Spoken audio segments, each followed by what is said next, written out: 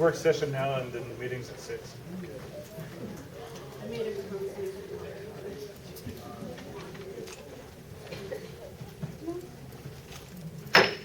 Good evening, everybody, and welcome to the meeting. We have been for the last hour plus in closed session dealing with some limited issues there that are listed on the agenda. There were no votes taken during that meeting. There was no definite decisions made, but we have to move out of closed session and back into open session in order to conduct our regular business meeting tonight. So, can I have a motion from someone to go into open session? Is there a second? Second. Madam Secretary, we need a roll call. President Anderson? Yes. Mr. Ruiz? Yes. Mr. Teague? Yes. Mr. Cole? Yes. Amy Hernandez, yes. All right. That moves us then into open session, and so with that, now we have to do a call to order and a roll call of members to prove quorum, so I'll do it again. President Anderson? Present? Mr. Ruiz? Present. Mr. Teague? Present. Mr. Cole? Present. Amy Hernandez, present. And quorum. All right, if everyone will stand for the Pledge of Allegiance and remain standing to the salute of the flag of Mexico.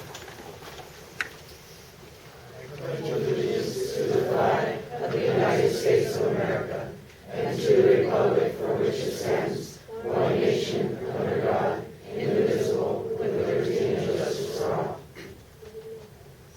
Salute the flag of the state of Mexico, that is a symbol of perfect friendship among united cultures. Thank you.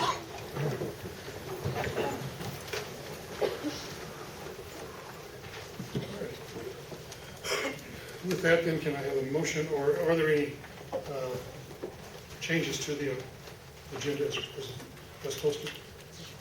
Yes, Mr. President, I would make a motion that we move the presentation with regard to the high school library to the March agenda. Ms. Ortiz had requested additional time to prepare that presentation. And then, Mr. President, if we could, just for time purposes, if we could have the student council reports go first, and then we'll follow that up with the presentation from the New Mexico Gas and Schools USA. We're swapping A and B. Just swapping A and B. And then the last thing is on the consent agenda. Item F, DHA Spanish Club to travel to San Diego. They're not needing that approval at this time. They're going to wait to ask for that. Thank you. Are there any other changes? If not, can I have a motion to approve the agenda as corrected? Is there a second? I second that. It's been moved and seconded. All those in favor? Any opposed? The agenda is approved. Before we start reports, I'm going to make an announcement. I told him I was going to do it, whether he liked it or not. Our superintendent, Dr. Romero, was confirmed by the House Senate yesterday as a member of the Board of Regents of New Mexico State University, which is a 6-year term. 6-year term. 6-year term. So I think it's not only a great thing for him, I think it's a good thing for Deming schools as well. So.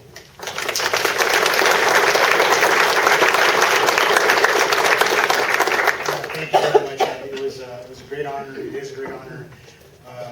A couple of things about that I'll say was very interesting day yesterday. I wasn't quite prepared for all the stuff that happens when you go through a Senate confirmation, but I guess I did a good enough job to be able to get the pass vote from the Senate Rules Committee and the whole Senate floor.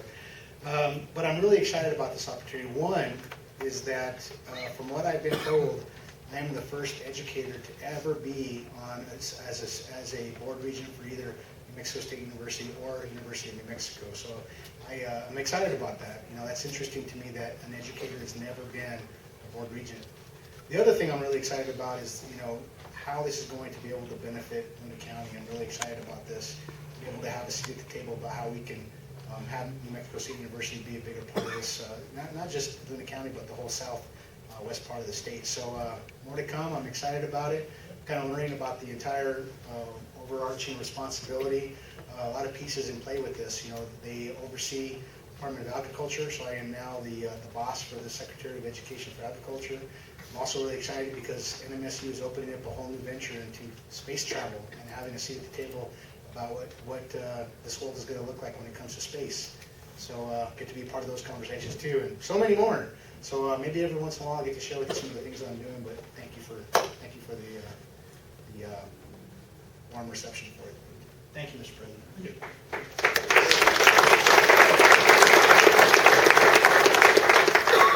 All right, then we'll begin reports. We're going to start then with the student council reports, Deming High School, early college, and Members Valley. I think if we could go with early college first, is that right? I think that was the request, early college first? Everybody wants. Yeah. Mr. Simpson, is that okay with you? I think just for time constraints, we had a request for early college to go first. Yes, because we have a student trying to get. Yes, okay. We're flexible.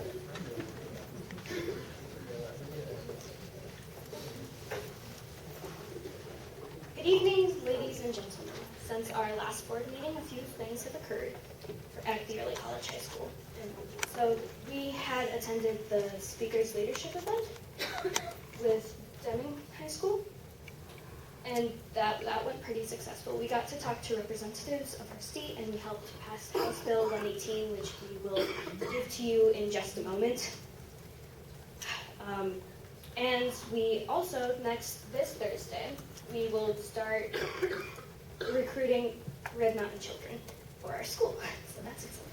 Here it's you, Lisa. So first I'm going to start with, recently our student council has been trying to focus on bringing more kids to our student council meetings because there have been some complaints that there's not enough opinions in it and stuff. And so we decided to start holding a school-wide meeting on, I think, once a month, on one of the Wednesdays, second or third, I can't remember. And it takes place during our SSR period, which is a class time dedicated to 20 minutes of reading, and then it gives students extra time to work on homework and other things that they need to do. And this last Friday on Valentine's Day, we had a little fun day for us. We followed our early release schedule, and then the time that we would have off regularly, we used that, and we had different rooms with like games, and one of our students brought Just Dance for us to play, which was really fun. There was like card games, there was all kinds of stuff. It was a lot of fun, and yeah, and we tried to focus on trying to build the school's relationship because a lot of the kids are really stressed out right now with all of their college classes. So yeah, thank you. That would be all, yes.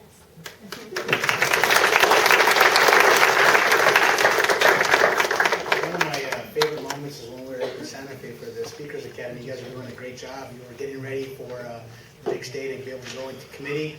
What I loved was you all were, I got to get back to my room because I got homework to do tonight. You guys were all taking those college classes. You guys had some stuff that was due. That's right. That was awesome. All right, Deming High School.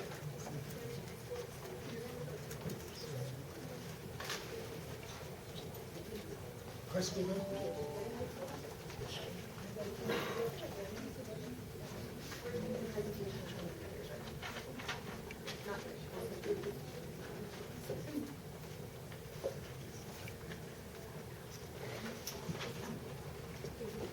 Good afternoon, Mr. Chairman, members of the board. We are the Deming High School, and today we'll be presenting our monthly report.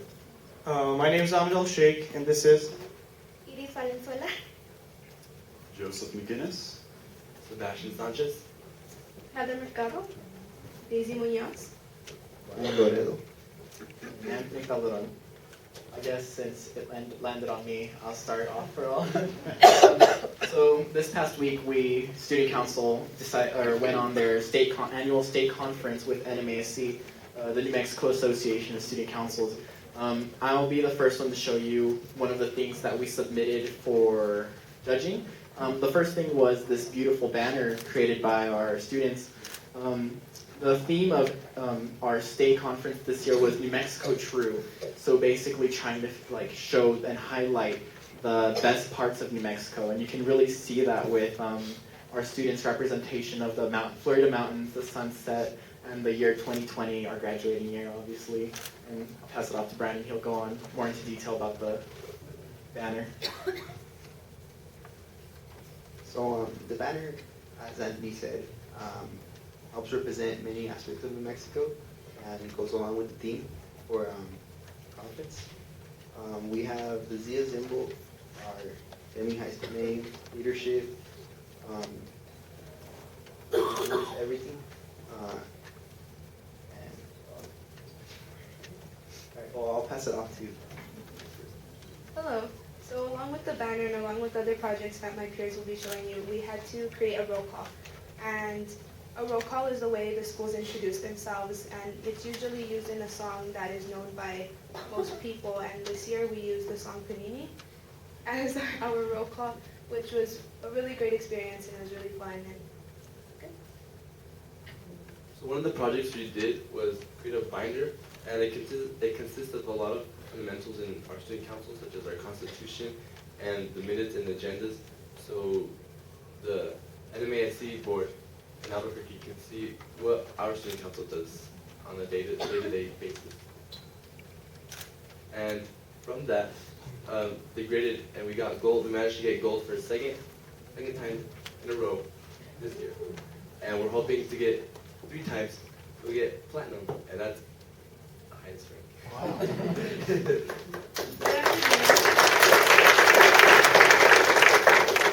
As Sebastian had mentioned, in this binder, we gathered information about what we have done throughout the year.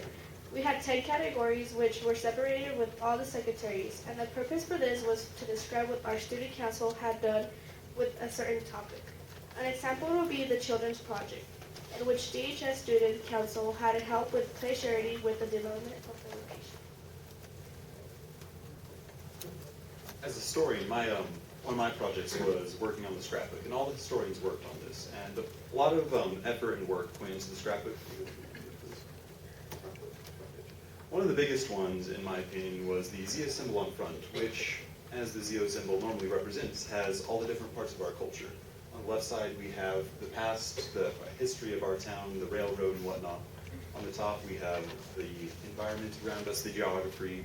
On the left, we have various student council events, and on the bottom, we have various school events.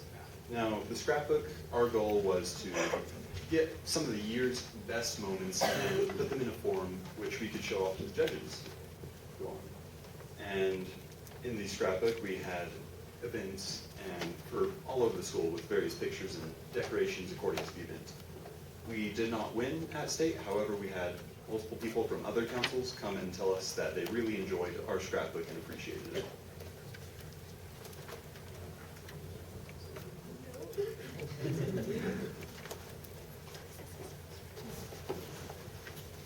So every year, the New Mexico Association of Student Councils encourages us to do a project that is the state service project. So for the past 3 years, the project has been Project Children, in which we aim to tackle an issue that children of our state and our communities face, and we try to tackle them. So one of the issues that we have noticed in our community in Deming is that we have seen unsanitary and unsafe environments at children's where they can play and where they can have fun.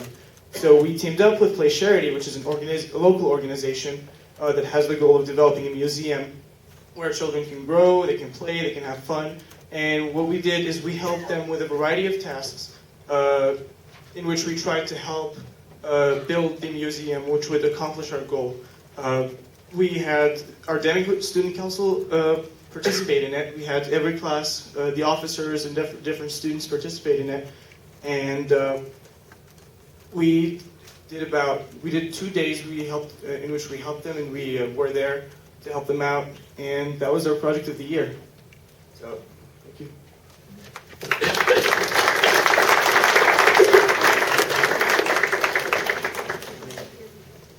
Any questions? Yes, I want to see it. Can I see that Zia symbol too? I want to see it up close. Yes, it's designed to be a blueprint. I like that.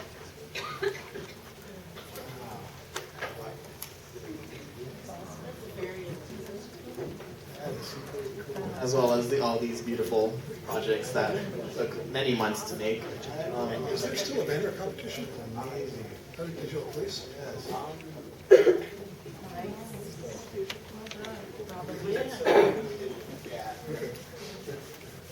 That is wonderful.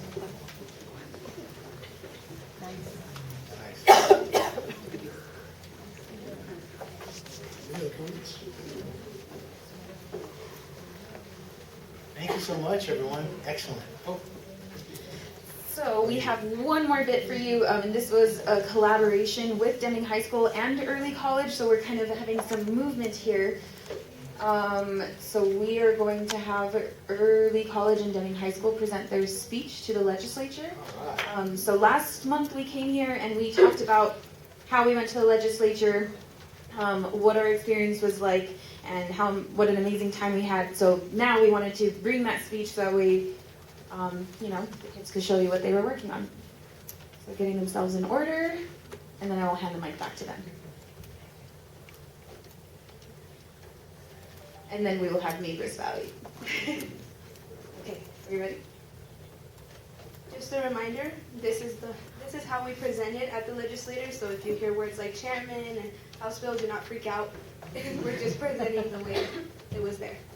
So, to start, good afternoon, Mr. Chair and members of the committee. We represent Deming High School and Early College High School from Deming. I am Daisy Munoz, and I want to thank you for the opportunity to speak in favor of House Bill 118 relating to corporations providing for a voluntary designation as a benefit corporation. Based on our research, we define a benefit corporation as an entity that promotes social welfare, economic growth, and environmental sustainability. The passage of House Bill 118 will benefit the communities of New Mexico. Overall, we believe jobs are a good thing for Deming and our great state. We support the growth and creation of jobs and social responsibility through benefit corporations. Now Carly Polk will explain social benefits. Benefit corporations use profits and growth as a means to greater end. They impact their employees, the community, and the environment by creating a culture shift that encourages success in business by building a more inclusive and sustainable economy. Benefit corporations would encourage people to work because benefit corporations believe that full-time and part-time employees deserve extended health benefits and fair treatment. Benefit corporations build stronger communities through more high-quality jobs with dignity and purpose. They also believe that the environment's health is a high priority, and we all could benefit from a healthier environment. Leilani will expand on this. Currently, with the impact of climate change, our environment is crucial. Benefit corporations create products and services that are environmentally responsible. We are concerned about the future. Benefit corporations can be the initial change in Mexico to help our environment. They can influence other corporations to offer products that will not affect global warming, increase pollution, or contamination. According to a Harvard Business Review, there are more than 1,700 benefit corporations in 50 countries. With this said, benefit corporations offer diversity in products so consumers can live an environmentally friendly lifestyle. Green Commuter is a benefit corporation located in Los Angeles, California. They provide a combined service of van pool, car sharing, and fleet replacement. Their goal is to help alleviate traffic, lessen air pollution, and reduce the cost of commuting. New Mexico could also contribute to their goals by following this innovation.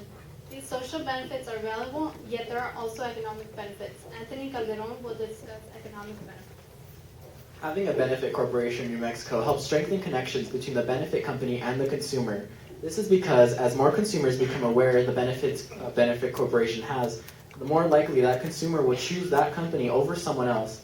A great example of this is Cascade Engineering, a company in the forefront of benefit corporations. According to Cascade Engineering's website, everything we stand for culminates in our triple bottom line: people, planet, profit. According to bcorporation.net, more than 500 benefit corporations publicly commit to reducing their greenhouse gas emissions by 2030, 20 years ahead of the targets set by the Paris Agreement. Having benefit corporations would not only help communities, but also the beautiful state of New Mexico. Lauren Polk will now explore additional economic benefits. We just talked about the statistical aspects, but here are reasons why a benefit corporation will help the people of New Mexico. New Mexico has a high unemployment rate that can be improved with a benefit corporation. These corporations will help businesses already thriving in New Mexico to employ people who will be able to benefit the community and themselves. King Arthur, a company that is currently a benefit corporation, shares their experience explaining how the company is owned solely by employees and how the employees receive 40 hours of paid community service. This company also donates monies to school, family, and other nonprofit organizations. Benefit corporations not only help the community, but pays employees to volunteer, thus improving the community and helping the unemployment and poverty rate in New Mexico. Not only does it help the people themselves, but it helps the people of New Mexico. In conclusion, we believe the passage of House Bill 118 supports New Mexico socially and economically. We'd like to thank our mentor, City Chairman, and committee members for allowing us the opportunity to participate in the legislative process. We are DHS and ECHS. We are advocating for the bill and we are going to add to our class-based presentation. I am Anelis Del Val, and today we will speak about some information that we have gathered. Certified benefit corporations are businesses that meet the highest standards of verified social and environmental performance, public transparency, and legal accountability to balance profit and purpose. Benefit corporations are accelerating a global culture shift to redefine success in business and build more inclusive and sustainable economy. These combinations help benefit corporations build trust and value among the people. My teammates will explain more in depth about the brand image of a benefit corporation and some counter arguments based on what the opposition might suggest about benefit corporations. And lastly, end our presentation with their main points. Sebastian Sanchez will explain more. Benefit corporations create a refreshing new look in the world of business. Many regulations and standards really build a trusted and refined company formation for the purpose of helping the environment and creating a positive impact for the employees. Benefit corporations show that companies really change the way they treat their employees, consumers, and attract new investors looking for a company who know their economic background.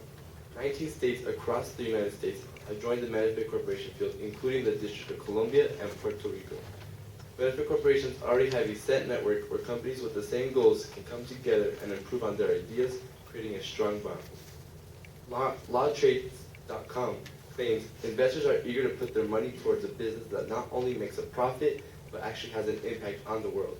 Benefit corporations are the way to go when supporting brand imaging. Here is Madison for the counter-argument. Now, you may have some worries about benefit corporations. One of these worries may be how new benefit corporations are, and how hard it is to find any information on them.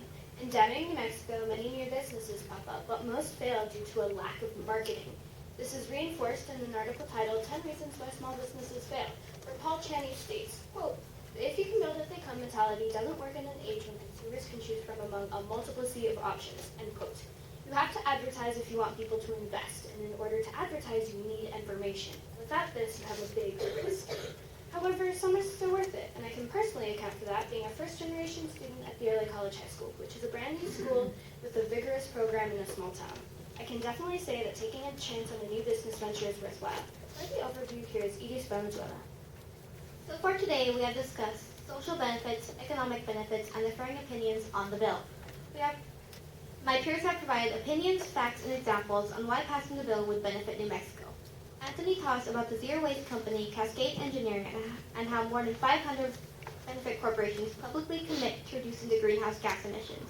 Benefit corporations would not only make our state even more beautiful, but also benefit the people of our state. Benefit corporations pay employees to volunteer, thus improving the employment rate in New Mexico. Yes, we know it can be risky, but our ECHS peers can vouch for taking a risk on new things.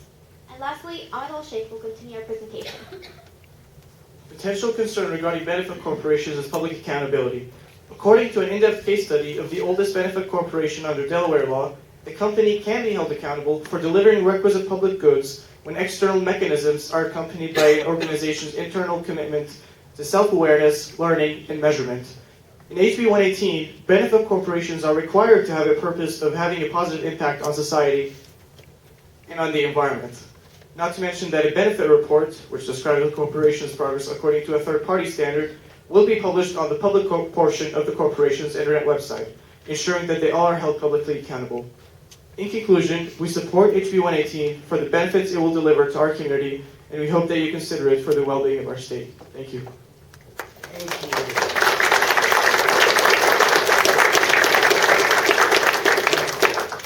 You are all the utmost experts on benefit corporations. So as they did this in committee, they have to get up in an active committee and be able to present this and act as expert witnesses. They had to choose whether they were for, against, or neutral. And there was also other opposition and entities in the room that were for it. There were some other high school students in there that were also presenting too. I just wanted to say that you all made me so proud because what high school was in there? Trisco Heritage? They were in there. They did, Trisco Heritage did amazing. So you guys blew them out of the water. So proud of you. You guys are awesome. Thank you very much. Thank you.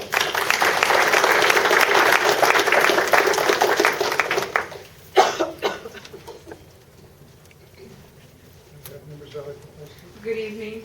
My name is Julissa Tena, and I am a junior and the student council secretary at Libres Valley High School. So here's the things our student council is working on right now. I'm Evelyn Cano, and I am the student council president at Members Valley. And some things that we've done, well, these past Valentine, we organized the potluck for our school, and we did chocolate covered strawberries, baked cupcakes for them, and at lunch we ate as a class, like a family, I guess. And for our upcoming, well, we're in the process of a New York City trip, and we're still in the process of it, so if everything works out fine, we'll go June 2021.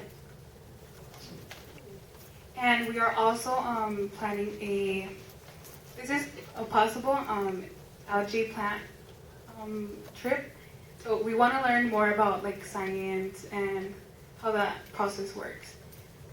We are also going to have a guided tour to Columbus, New Mexico in March to learn about the Pancho Villa raid. So we're really, really excited about this. Like, we're going to have a blast. Thank you. Sorry, as we all know, Miss Darrell lost daughter. So we have we love her at our school. So we donated like a teddy bear and chocolates and like chips, and we did like a little raffle to help her. So we did it, and the money already got to her.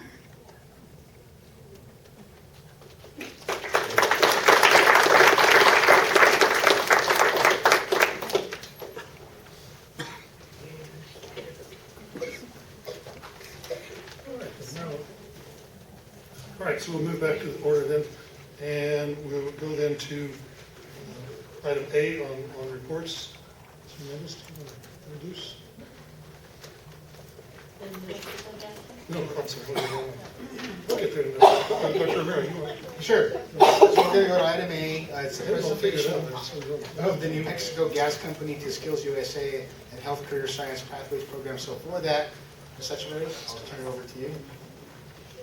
You guys want to come up?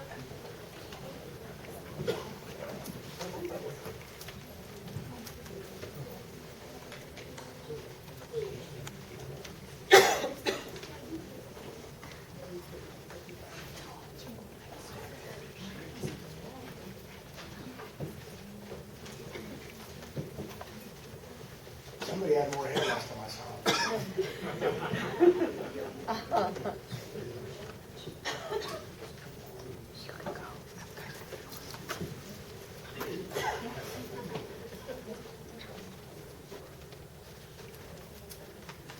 Good evening, Mr. President, Council.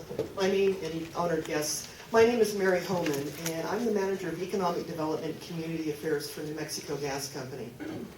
You know, I've got a very unique job at the company where I am both engaged both in an economic position as well as engaged with the various communities across the state. New Mexico Gas Company covers 26 out of the state's 33 counties. So that means we don't cover everything, but we do cover part of Deming, as you guys know. But one of the things that is very unique about my position, our owner, Emera, that's E-M-E-R-A, which is out of Nova Scotia, Canada. They've owned us for just about 5 years now. When they purchased us, they set up 3 very remarkable funds. And the one I'm here to talk about today is a $5 million 5-year economic development fund. For this fund, I have the opportunity of going around the state recognizing organizations that are contributing to the economic growth in New Mexico. That's companies, organizations, and projects that are supporting job growth, job training, attraction of businesses and industry to New Mexico, and even supporting those organizations that contribute to the quality of life, which in turn bring more employers to New Mexico.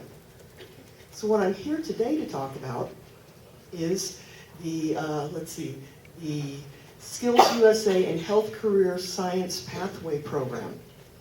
And it was a remarkable project proposal that we received. We were very excited about the opportunities being given by this project, allowing students to explore healthcare and other STEM-related career paths. And as you can see, it looks like a number of students are here supporting this project today. So some of what we have to do, not only is give this money away, but a unique portion of that is the fact that the money that we give never hits anybody's bills. This is literally coming out of stockholder money from our parent company in Canada. So this is free money to New Mexico because Emera wanted to support New Mexico and its growth. Not just the 33 counties or the 26 counties out of the 33 that we serve, but all of New Mexico. So some of what we're doing is giving money to areas and projects in areas that we don't even serve. But it's good for New Mexico and good for the growth of New Mexico, supporting those jobs and bringing that industry that we so desperately need. So it's my real privilege today to recognize this group for a $15,000 Economic Development Award.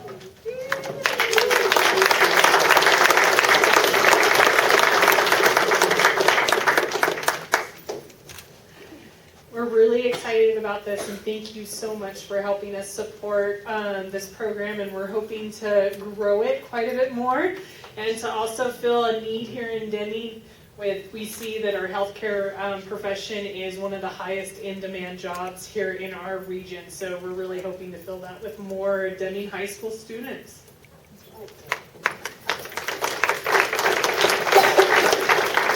I'd like to say thank you to the gas company for the honor of having the grant given to us. And I'd like to also explain a little about our students that are here. We have the ones that are dressed in blue. They are also, well, all of them are working out in the business industry. With this, I'll let them introduce themselves and say where you are interning. Hi, my name is Alexis Trejo, and I am interning at the Deming Fire Department, and I am interning at the detention center. Hi, my name is Avisa Chavez, and I am interning at Baton Elementary. Good afternoon, my name is Arlette Rubio, and I am interning at Willow Manor. Hi, my name is Nayeli Chavez, and I'm interning at Dr. Organ's dentist office. Hello, my name is Danny Munoz, and I'm interning at Willow Manor Nursing Home. Hi, my name is Alexa Treviso, and I'm interning at Willow Manor. Good afternoon, my name is Priscila Barreno, and I'm interning in Willow Manor. Hi, my name is Leanne Maya, and I'm interning at my little school.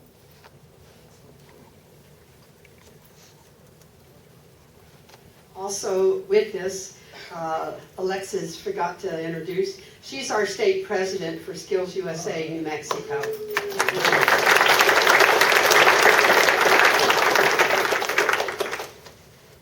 So if we could, with your allowance, Mr. President, if we could get some pictures, hopefully, with the big check thing, so that hopefully not only will it illustrate our support of these two wonderful programs, but I'm hoping that will also help generate additional interest in funding for those projects wherever you may use that publicity. Also, I'd like to introduce two that are on our right-hand side that did not get a chance. And that's Jesus Rubio. He's a senior this year, and he's interning at Willow Manor. Also, we have David Maharas that has just joined as the New Mexico State Officer Coordinator. And so with that, and I'm Mary Anderson, who is their advisor.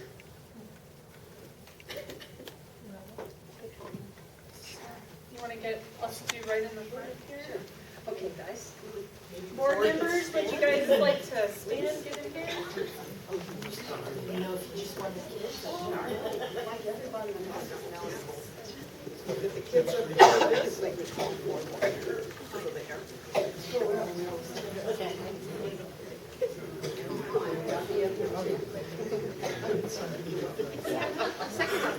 Second row. It's gotta be the second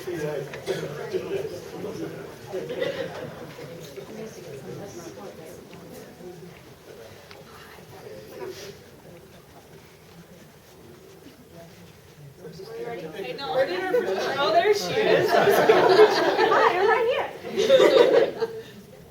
Ready? 1, 2, 3. So we're taking another one. I don't like that. 1, 2, 3. Okay. Awesome. Thank you.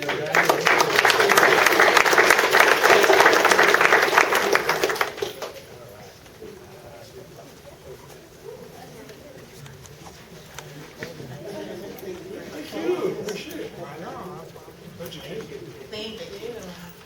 Okay.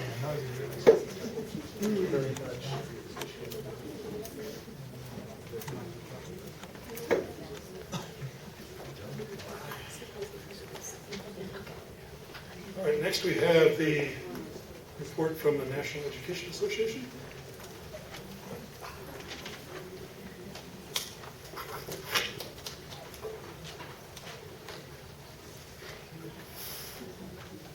Members of the board, Dr. Romero, Mr. President, how are you guys today?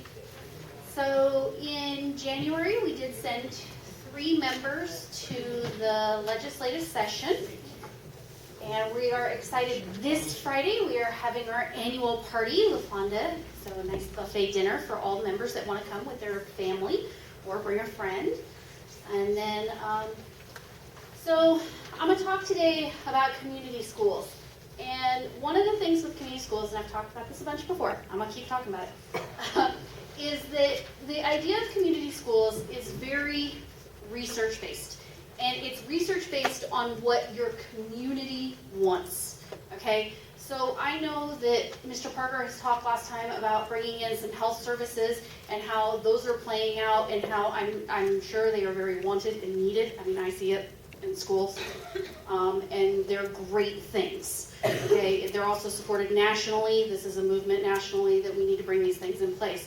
However, community schools really takes a backwards approach to it because before you bring in services, you look at and collect the research on what does your community want and need, okay?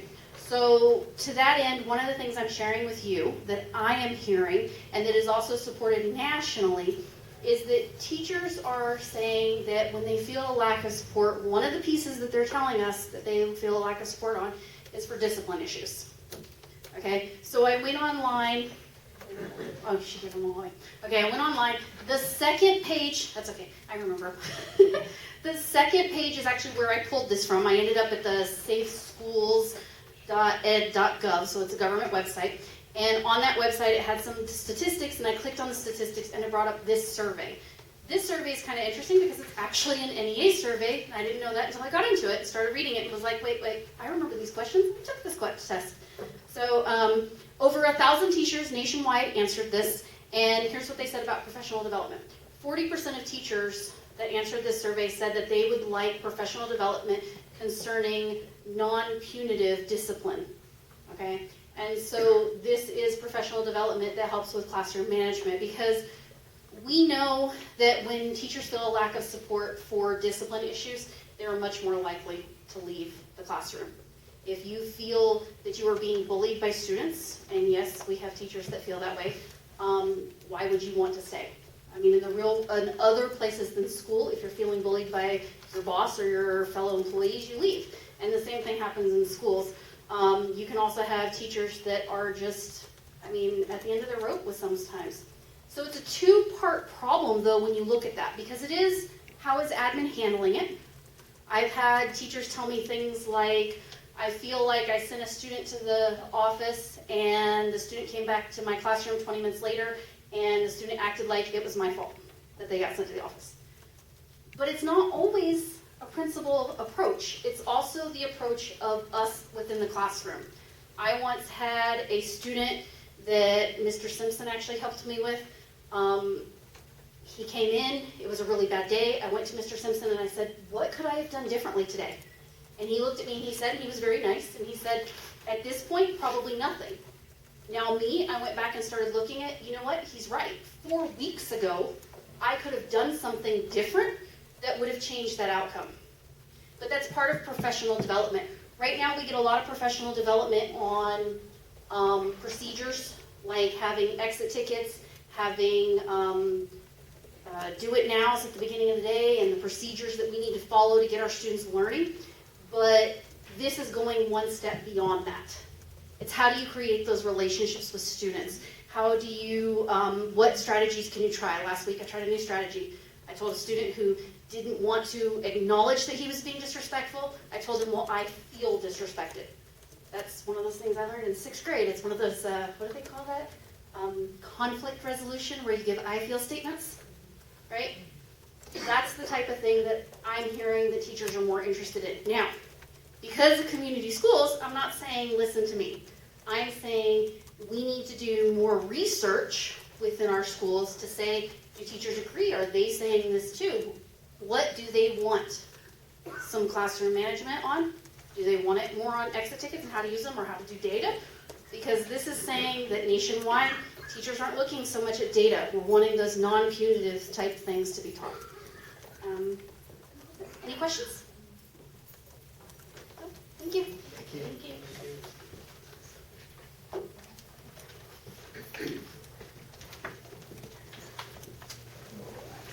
Get out.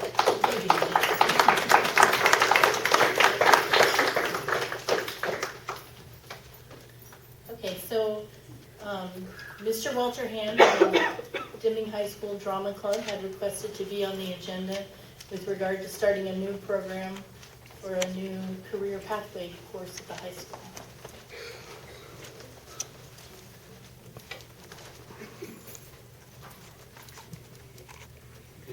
Board members, Dr. Romero, thank you for having us. I'm Walter Hand. I run the theater program at the high school. You should have received an advance copy of our proposal, but basically it's trying to emphasize the vocational nature of theater and to help develop that career pathway for our students. So to further expand on this, I'd like to introduce some of our student leaders. We have Mariana Molina, Rick Nabadaka, and Sadie Hogan. First, Mariana. Good evening, everyone. I am the Drama Club president. Drama has a large number of students in the program, a core of 70 and up to 100 with any given production. What we need is a place from which to operate. We have had to rehearse outside in the patio, and we have not had access to our sets and to the technical aspects of a production. We need to be based in the auditorium, just as basketball is in the gym, and just as football is in a football field. We need a theater space. The auditorium is a school building meant for students, all of us.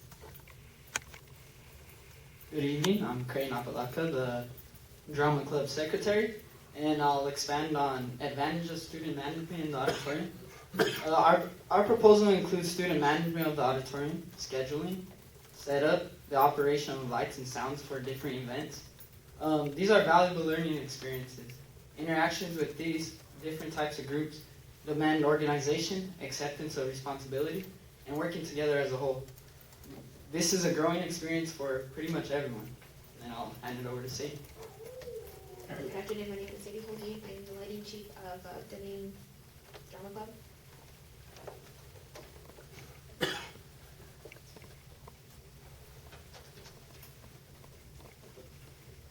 Our proposal also includes making drama a practical arts credit. Drama attracts all kinds of kids with all kinds of talents, including vocational types. I am one who would like to pursue a vocational career in theater. I operated lights last year for 3 of our productions, but I haven't learned all there is to learn because of the limited access to the lighting system. I'd like to go beyond the basics and learn to design lighting to enhance a mood or create a setting. I'd also like to learn all of the technical aspects and aesthetic aspects that are part of lighting design and operation. Thank you. All right, thank you. So one of the great things about the theater program is it incorporates so many types of kids, whether you're the outgoing actor type or you're the shy, timid one who swears that you'll never step foot on the stage or deliver a line. Those kids end up growing in an amazing way. So they end up doing things that they never thought that they could do. But one of the other aspects that is such an advantage is whether it's the sports kids or the vocational kids. The vocational aspect creates a career pathway, and we have lots of success stories over the past, students of mine that have gone on, and they are now, that is their career, theater-related careers. So I could tell you stories, I give you names, but just to summarize, we have success stories because kids were able to walk across the street into that auditorium every day after school and have access to the technical aspects.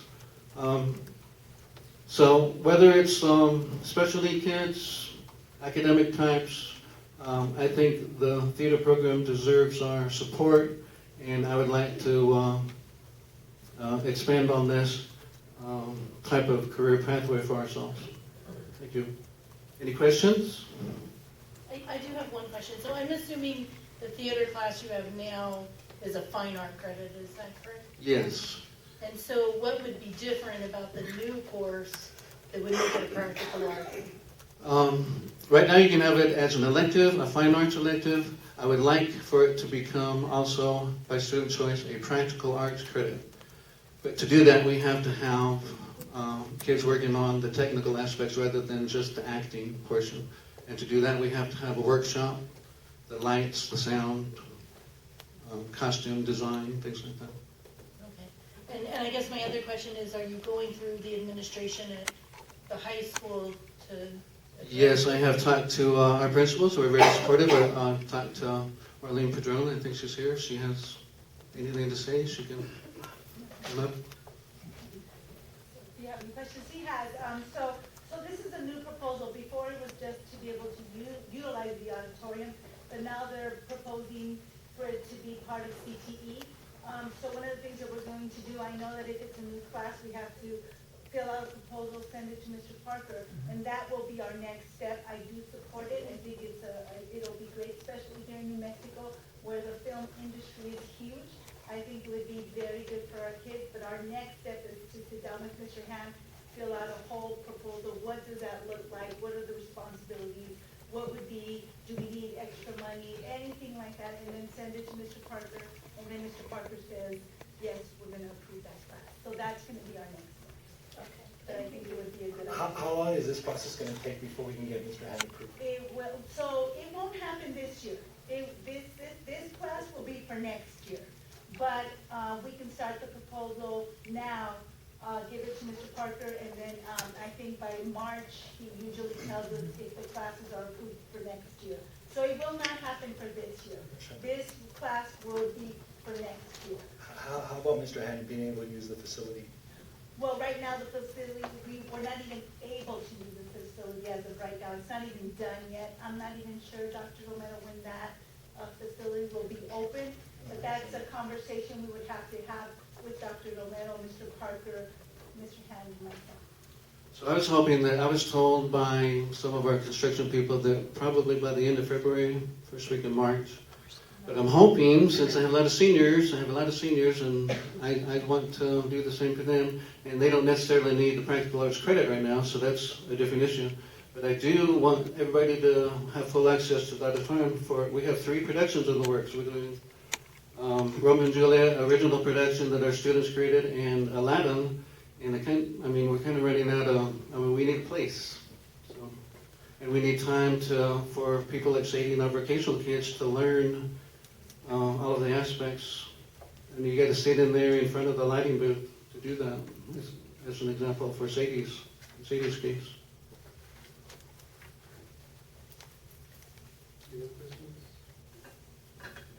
All right, thank you.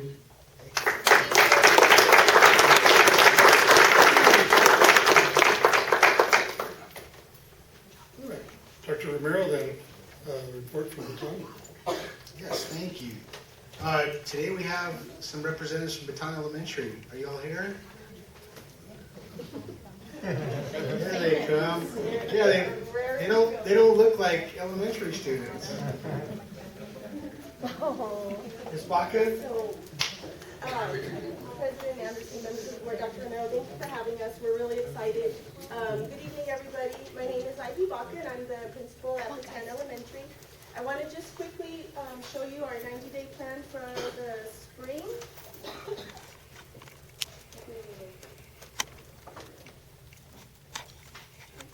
I was trying to make it larger. So we met in January and we discussed our 90-day plan for the fall. Sorry. We reflected, we did our reflection, and we went in and we made some just minor changes.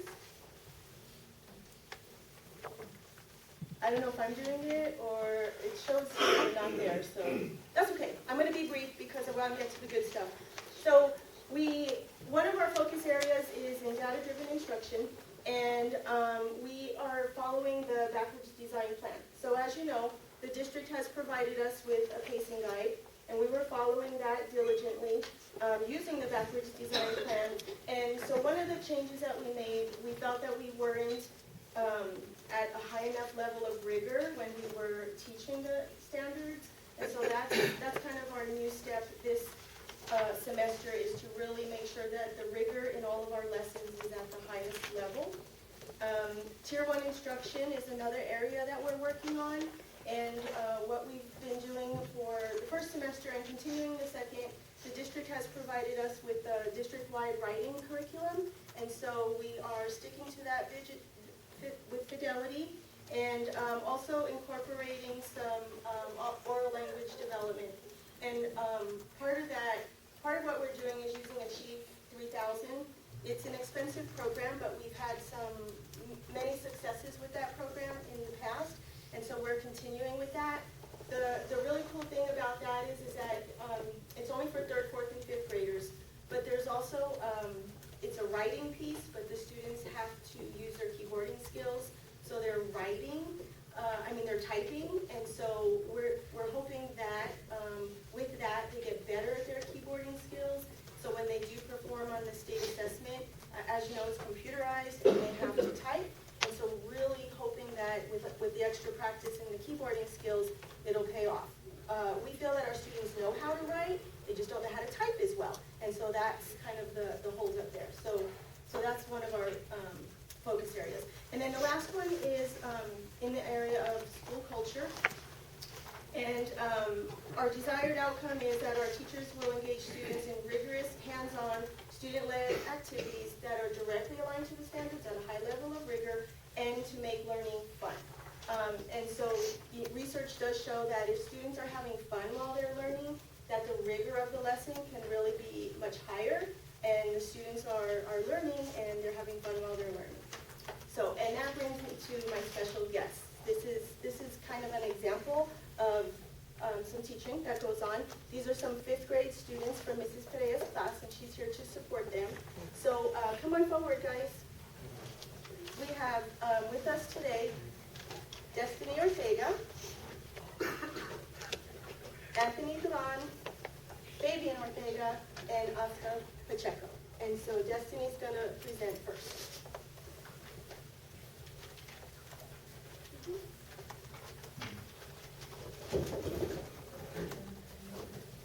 Hi, my name is Destiny Ortega, and I will be doing my work with Jackie Robinson. Jackie Robinson was the first African American to play in the MLB. He also broke the color barrier. April 15th, the day he signed on to the Brooklyn Dodgers, that day to represent him and honor him, they wore the number 42. 42 is the only number to be retired from MLB history. He was also the first African American to be put in the Hall of Fame. This is Jackie Robinson's family. Jackie Robinson Jr., Sharon Robinson, and David Robinson, and his wife Rachel Robinson. He also served, he was going to serve for World War II and was a lieutenant in the U.S. Army, but soon got kicked out because he refused to give up his seat to a white person. He was a number number 42, he went to UCLA, but then when he was about to graduate, he dropped out. His quote was, "Life is not a specter sport. If you're going to spend your whole life in the grandstand just watching what goes on, in my opinion, you're wasting your life." And that's mainly about him and what he did.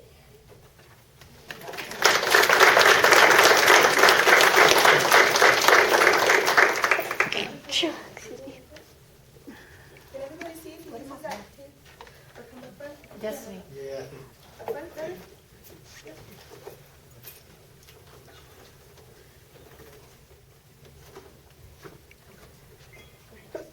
Abraham Lincoln was born on February 12, 1809, and died in April 14, 1865, because he was assassinated by John Wilkes Booth while being in Fort Stewart. Abraham Lincoln was the 16th president of the United States of America, and what he saved the world from was like slavery, and he was like born outside the 13 original states. He was born in a log cabin, and he was married and had kids. His wife was called Mary Todd, and his sons were called Robert, Edward, William, and Thomas. His height was 6'4", and what's significant about Abraham Lincoln was that he was the 16th president. He freed slavery. He was in the Civil War. He was most known for was in Pittsburgh address, and he was the first president to be reelected since 1832. That's like the time when he wanted to be the president. The only reason he was in the $5 bill was because everything he did to save the world in America, and like things that he has done. And that's it.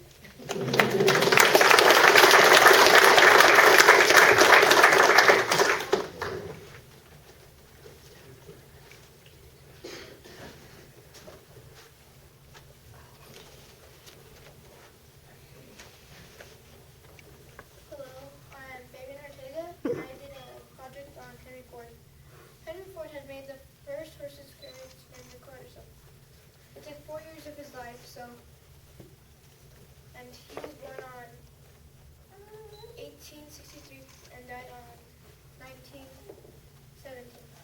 He had made the Model T in 1910 and had created the Ford Motor Line. In order to continue it, he had to sell the Quadricycle. He had a son named middle son, Grant Ford, and what was so significant about him was that he had made the first horseless carriage, and he was one of the most known and richest person at his time. For the Model T, the motor was a V6, but the rich had requested to make it better, so Henry Ford had made the V8. He had also made Fordism, and one of his quotes was, "Whether you think you can or you cannot, you're alright."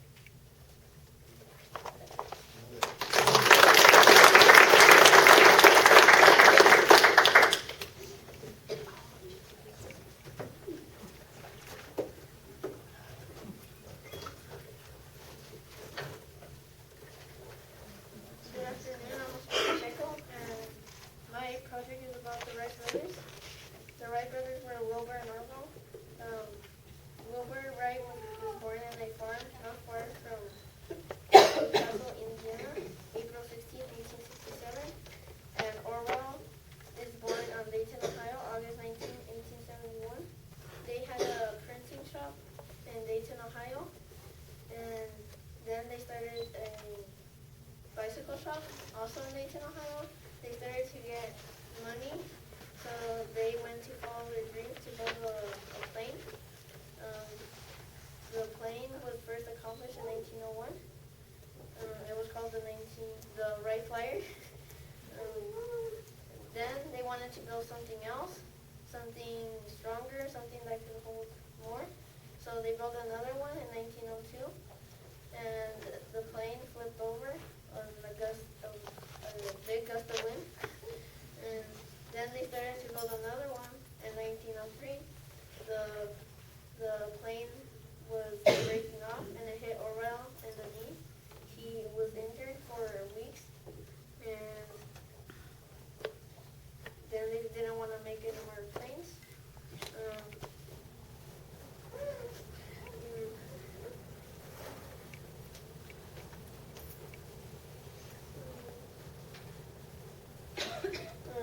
Their quote was, it is possible to fly without motors, but not without knowledge and skill. The describe to fly is an idea handled down to us by our ancestors who looked inventively on the birds soaring freely through space on the infinite highway of the air. And they were inspired by looking at the air and seeing a bird, and they wondered, why can birds fly but a human cannot fly?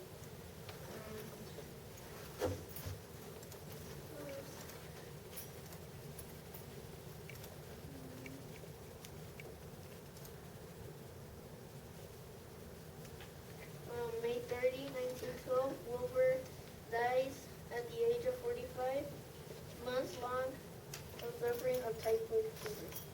Typhoid fever is a fever of vomiting and high fever and diarrhea.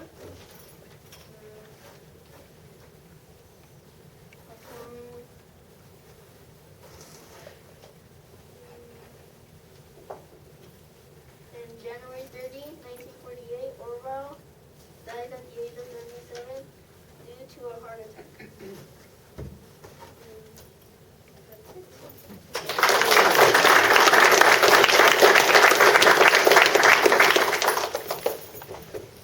So as you can see, they learned a lot out of this project. This is just a couple of students. This was a fifth grade project. All of the fifth graders did this type of research. They all did some type of model, and some of them even got into character. So it was really a great activity and learning experience for them. You guys were amazing. Love it.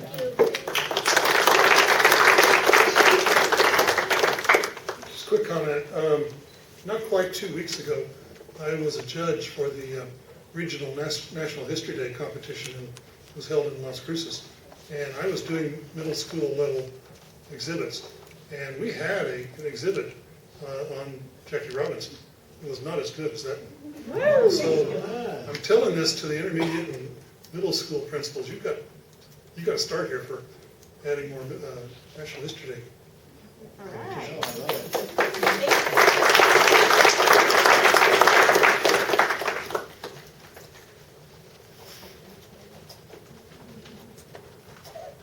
Thank you, Patan. Thank you. Thank you, yes. All right, we now have our monthly board spotlight, and although you don't see a name next to the presenter, that's because everybody's going to present. In January, the board traveled to Santa Fe as part of the legislative session, and also for training for new school board members up there. And so I wanted to let you all know exactly what we learned and what we did while we were up there, so that we can talk about. And so we're going to give everybody just a brief period, because we're running really long on this, but just a brief period to talk about some of the things they saw and heard and did up there. So, Billy? Good afternoon, everybody. Of course, when we go up to Santa Fe, we go to legislation, which was great. Good to go over there and talk with the legislators and stuff. But every time I go, you learn something new when you go to those classes and stuff. And it's a great opportunity to collaborate with other school board members and get to see what their districts are doing and stuff. And I'll tell you guys are doing great things here in our district.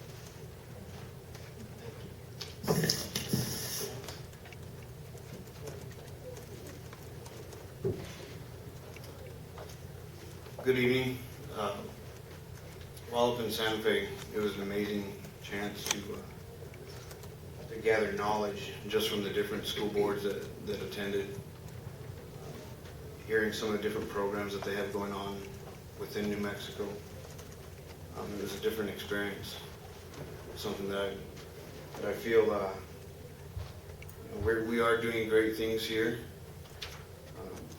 So you guys just keep up your good work.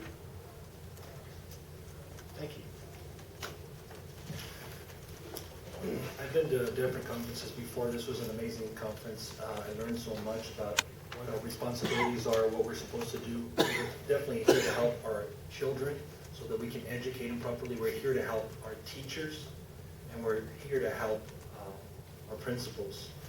And so we want to build a culture that's positive.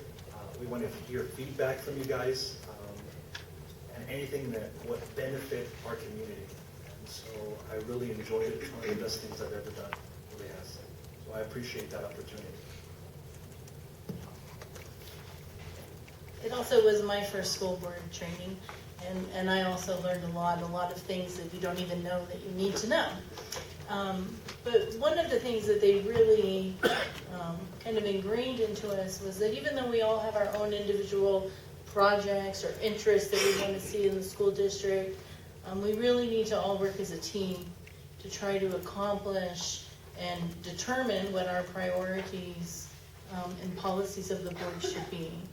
And so I think that, as we go further, that's what we're going to strive to do, and to benefit all of the students in our county, and also to reflect the values of the community that elected us to this position. One of the interesting topics I just happened to go to had to do with Title IX and the booster clubs and different donation processes that I would have otherwise never learned about.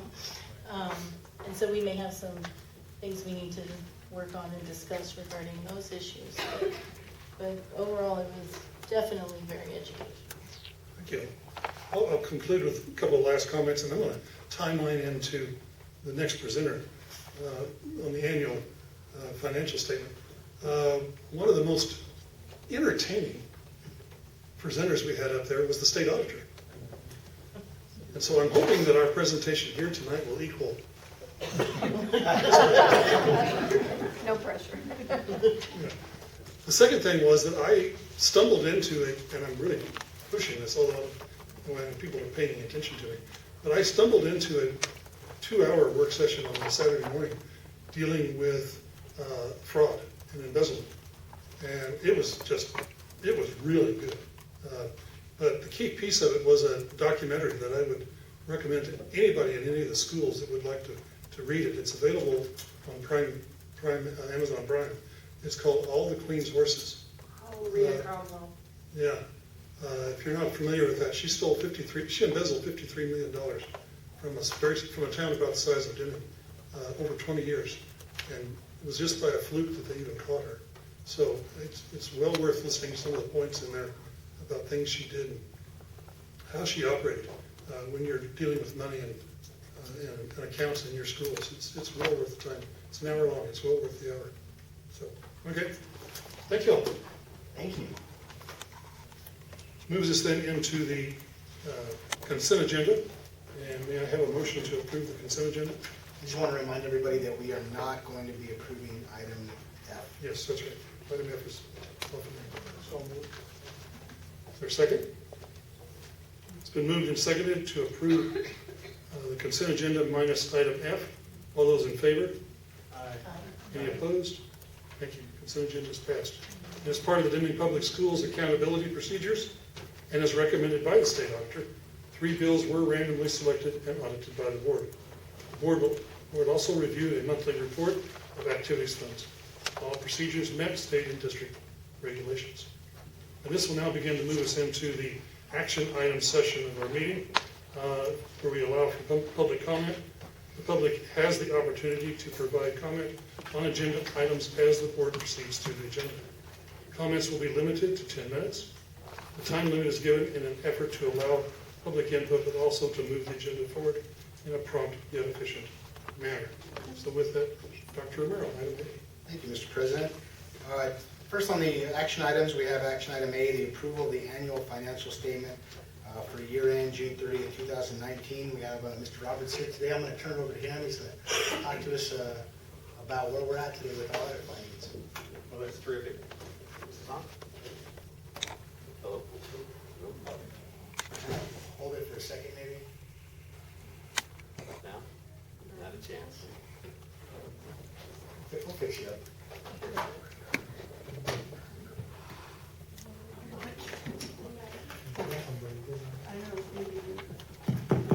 There we go.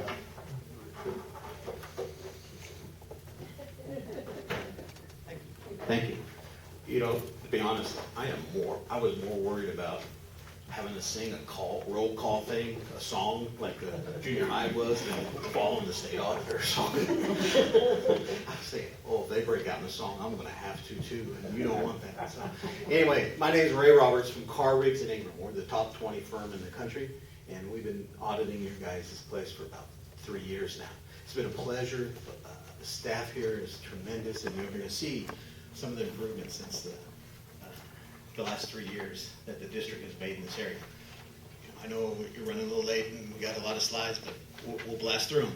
But a little bit about the timeline, the auditor's reports, some financial statement highlights, some single audit highlights, some findings, new and upcoming standards, and some things that we could add for you to help you guys. The first thing we just started, just like normal, we started back in May. We had an engagement letter, worked through the process, had an exit conference that we went over in detail everything, especially the findings, and we turned it into the state auditor on time. He goes through their processes, wait 30 days, we can have a presentation, and this is the first board meeting since it's been approved by the state auditor. So the good news here is there's in the report, I don't know if you have it in front of you, it's about 160, 70 pages maybe. There's 3 reports that's our responsibility. The first one is the independent auditor's report, and we give an unmodified opinion, and that's the best opinion available to you.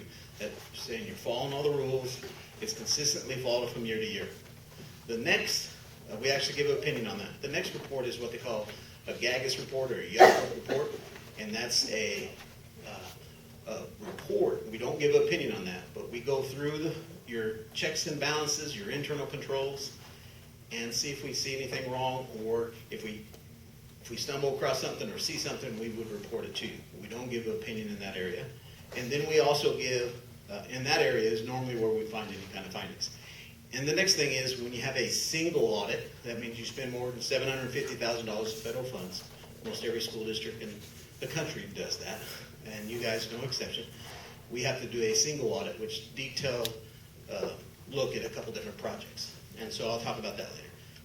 We give an opinion on that, another unmodified opinion on that, so that's great. So if you're in Major League Baseball, you were 3 for 3, you're making $30 million a year. So the next thing is, we're going to do a little bit of financial highlights, the district balance sheet. We're going to have, the handout I gave you is just a summary of the slides. It's just a 2-page summary. You got a 5-year trend show increases annually in your total assets of $66 million, mainly because of the capital assets, because you're reinvesting back into the district. The liabilities, however, it increased a large amount, but that's for really 2 reasons over the last 5 years. That's the recording the liability for the PERA and for the retiree health care.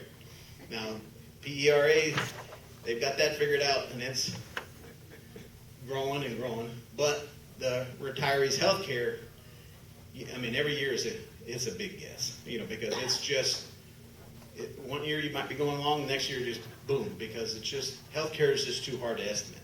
So, but that's a lot of liabilities. Is it a liability of the school district? It's on your books, but it's not really it doesn't cost you any cash. Okay, now, ultimately it will. But the legislature has something, and I'm not sure if it passed or not, to revise the pension plan to help reduce those liabilities down. School district puts money in, more money in. teachers have to work longer, teachers have to put more money in, all of that to make it a viable alternative for your retirement, or the teacher's retirement for long term.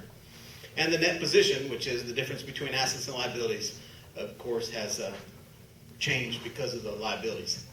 To give you some ideas, here's the total assets increasing, just like it's a good thing because you invested in the school district, mainly in total capital assets, and your total cash investments kind of hung true. Your money comes in and you spend it, and you have a little bit of a backlog and safety net there of about $19 million. Now, total liabilities, you can see the big jump. How much of that was because of the pension? The vast majority of that is because of the pension and the retiree health care. So it just jumped like crazy in 2017. But your other liabilities and your other debt, you guys are, the stuff you can manage, you're doing a great job of. It's staying level and not increasing. So that's a great job on the board's part and management's part. So the next part relates to what's left over. The assets minus liabilities, and that's called net position. And the capital, the total net position is starting to drop down because you have more liabilities. But the unrestricted portion of that means the money that you can spend on programs is technically in the red. And it's only in the red because of the pension and the retirees' health care. That's on your books, but not your responsibility.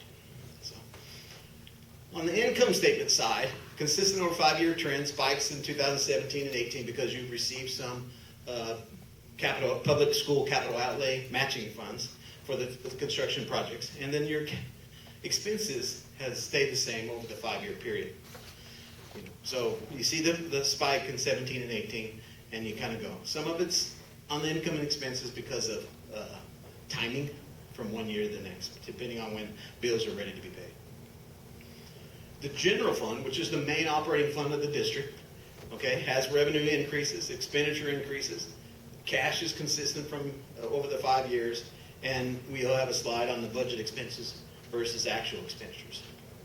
As you can see, revenue just going along, all right, because that's the general fund, and you're doing a good job of getting that in. Cash is kind of over the barnyard from year to year, depending on the timing of bills, when you get bills in, the timing and receipt of revenue, it might fluctuate, but in the last 2 years, from 18 to 19, you can see a decent increase, and I'll tie that to the budget a little later. Now, here's the budget. As you can see, you guys have done a great job of watching your expenses because you've spent so much less than what the budget was in different areas, and it caused the budget variance in a favorable amount to be in your favor. And so that also helps your cash go up, which will help you in the future to do other things. So all that highlights tells me is the management and the board and the superintendent are doing an incredible job with the money they have. And you're doing good, you're managing the money, and you're spending it and reinvesting it back into the kids in Deming area. So on the single audit, I won't go on much more the detail that's on the report, but there was 2 programs that we were required to look at. Title I is the first one, and we went through all these different categories of tests that we had to do, and we did find 2 findings related to that. So we discussed those at the exit conference, and we had some of that last year too. Child nutrition cluster, we went through all those test work, looked at it in great detail, and we didn't have any findings in that area. So we had some findings this year. We had, in the Title I, we had the annual report card and the high school graduation rate for Title I. And then we had some issues with the prior year finding report. And then we had some that's only unique in New Mexico. Over the years, somewhere back in the old days, the state auditor says, I want to know every little thing that goes wrong in these audits for it. So if we have a $3 difference on something, we have to tell it. And so all the rest of these entries are those very small non-compliance issues. We have to report them. To my knowledge, the only state in the union that has to report this. We would, if we found it in Texas or any of the other 19 states that we practice in, we would just tell management and the board, and we wouldn't have to put it in that. But the transparency in New Mexico in this area is really strong, and that's what that is. We went over these in detail at the exit conference, and there's nothing here that concerned us. I think, except maybe the Title One, but you guys are all over that since we mentioned that. The one thing I want to bring up is we've been here 3 years, and they're the predecessor auditor. You can see the findings from the predecessor auditor. Just a very large number. This very first year of the new crew came in, and they knocked it down some, and then it continues to get less and less. This is for the number of findings in 16 and 17 to be where you are in 19, especially in the way New Mexico requires you to write findings, is an incredible job by the management and the superintendent in Leslie's office. So I have been doing this for a little while, and I've never seen this much of an improvement. So some new standards that are implemented, certain ways that when assets are retired, we had to report some things, certain kind of disclosure, very little effect on your financial statements, but we have to tell you by our standards that we had that. Some things that will affect you, and the first one will really affect school districts, is GASB Statement 84, fiduciary activities. Now, the PED and the state auditor is kind of a little bit behind on the 8 ball on this, to trying to give some guidance. Although we had a meeting, AJ Bowers, one of my partners, had a meeting at the state auditor's office, and him and one other person is going to help PED get this straight for all the school districts. It's going to potentially move all that stuff, that all the band boosters and high school baseball clubs and stuff, and potentially make it a budgeted item. It all depends on how much administrative involvement each of those clubs have. Potential change is dramatic for the financial statements. And then on the next one is leases. Every lease that's material, if you lease a building, you lease a copier, you lease some kind of machine, a computer system or something like that, even if it's now, you just pay your rent and go on. You have to put an asset on the books and a liability on the books, and so it's going to change your financial statements an incredible amount too.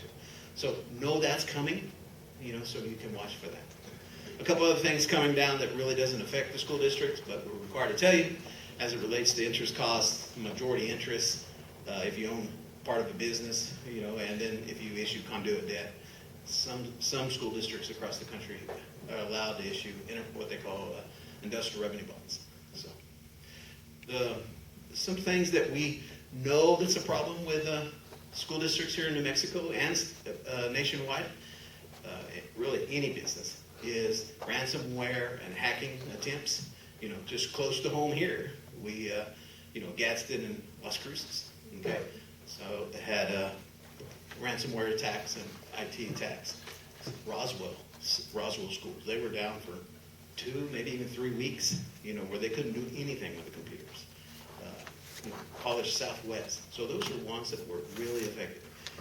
Whoever does it, we think you need some kind of outside look at this for the district. So somehow look at that and find some way to get that in the budget to get that paid for. So some training, if you guys need some budget, if you want some board training, it sounds like you have a few new members. If you want to get through the financial statement, we'll be more than happy to come back, give you a couple hours training, gratis, to help you get along and go through the financial statement and understand that, okay? If you need some help on the budgeting side, we can at least have another set of eyes to help on that side. And then, especially in the uniform grant compliance area on Title I, if you need some help in that area, we'd be more than happy to help you out with that. So not near as exciting as the state auditor at a short time frame, but be thankful I didn't have to sing. Okay. Does anybody have any kind of questions or concerns? Maybe I've missed this over the years, but we had to account for PERA retirement, but you didn't list AFT, the school retirement, the ERB retirement on there. It's not considered as one of the liabilities? Yes, sir. There's 2 liabilities. The NPL, that's net pension liability, and that's the ERB. And then the OPEB one that's listed in your forms, that's the retirement health care. Okay.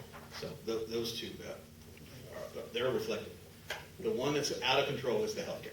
That's just it's just too many variables in there. How long people are living, medical cost, insurance, that type of stuff. So. Anything else? Questions, comments? board does have to approve this, or to accept it. So, Dr. Romero? Question? No. Thank you, Mr. President. I want to say something. Thank you, Liz. I was going to get to that, but we'll do that. Thank you.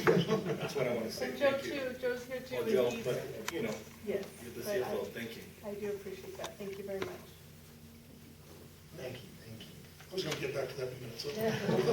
You're welcome also. And I want to reiterate that it was a lot of hard work by the finance department, a lot of people, but also thank you to the schools out there. You all have had a steep learning curve over the last couple of years, and you just tackled it amazingly. So thank you to it's a team effort. Thank you to everybody. Ready? Okay. So with that, I do recommend the approval of the annual financial statement for the year end June 30th, 2019. It's been recommended to approve the annual financial statement. Is there a motion? I make a motion. Moved and seconded? Yes. It's been moved and seconded to approve the annual financial statement. All those in favor? Aye. Any opposed? Thank you. And yeah, for those, there's a few people in this room, not many anymore, but there's a few who sat through the audit reports back, like 2016, and had to endure all of that when things were really in bad shape. And so what he's saying about being a remarkable comeback, it really is. So we need to really thank our financial staff for all the work they've done and the improvements we've made to help them get there too. Yeah. We've spent some money to get them there too. So. Thank you. Thank And you. thank you to the staff. I can't do it without them, so they're pretty awesome. They're pretty awesome. Very good. Thank you. All right. Moving on to item B. Thank you, Mr. President. We do have a number of budget adjustment requests. We're getting into that time of year as we're starting to true up different account items. You're going to see a few of those every month for us to be able to, as we close out the budget year. So with that, we're going to go through each one of them and then absolutely stand for any questions. First, we have Title I, the Comprehensive Support and Improvement CSI grant. And with that, we have Chris. This affects the charter school. Yes, sir. Yes, it's all you. All right. Mr. President, members of the board, thank you guys so very much. I wish I had as much talent as all of your presentations today. You guys should be proud. They were awesome presentations. Awesome.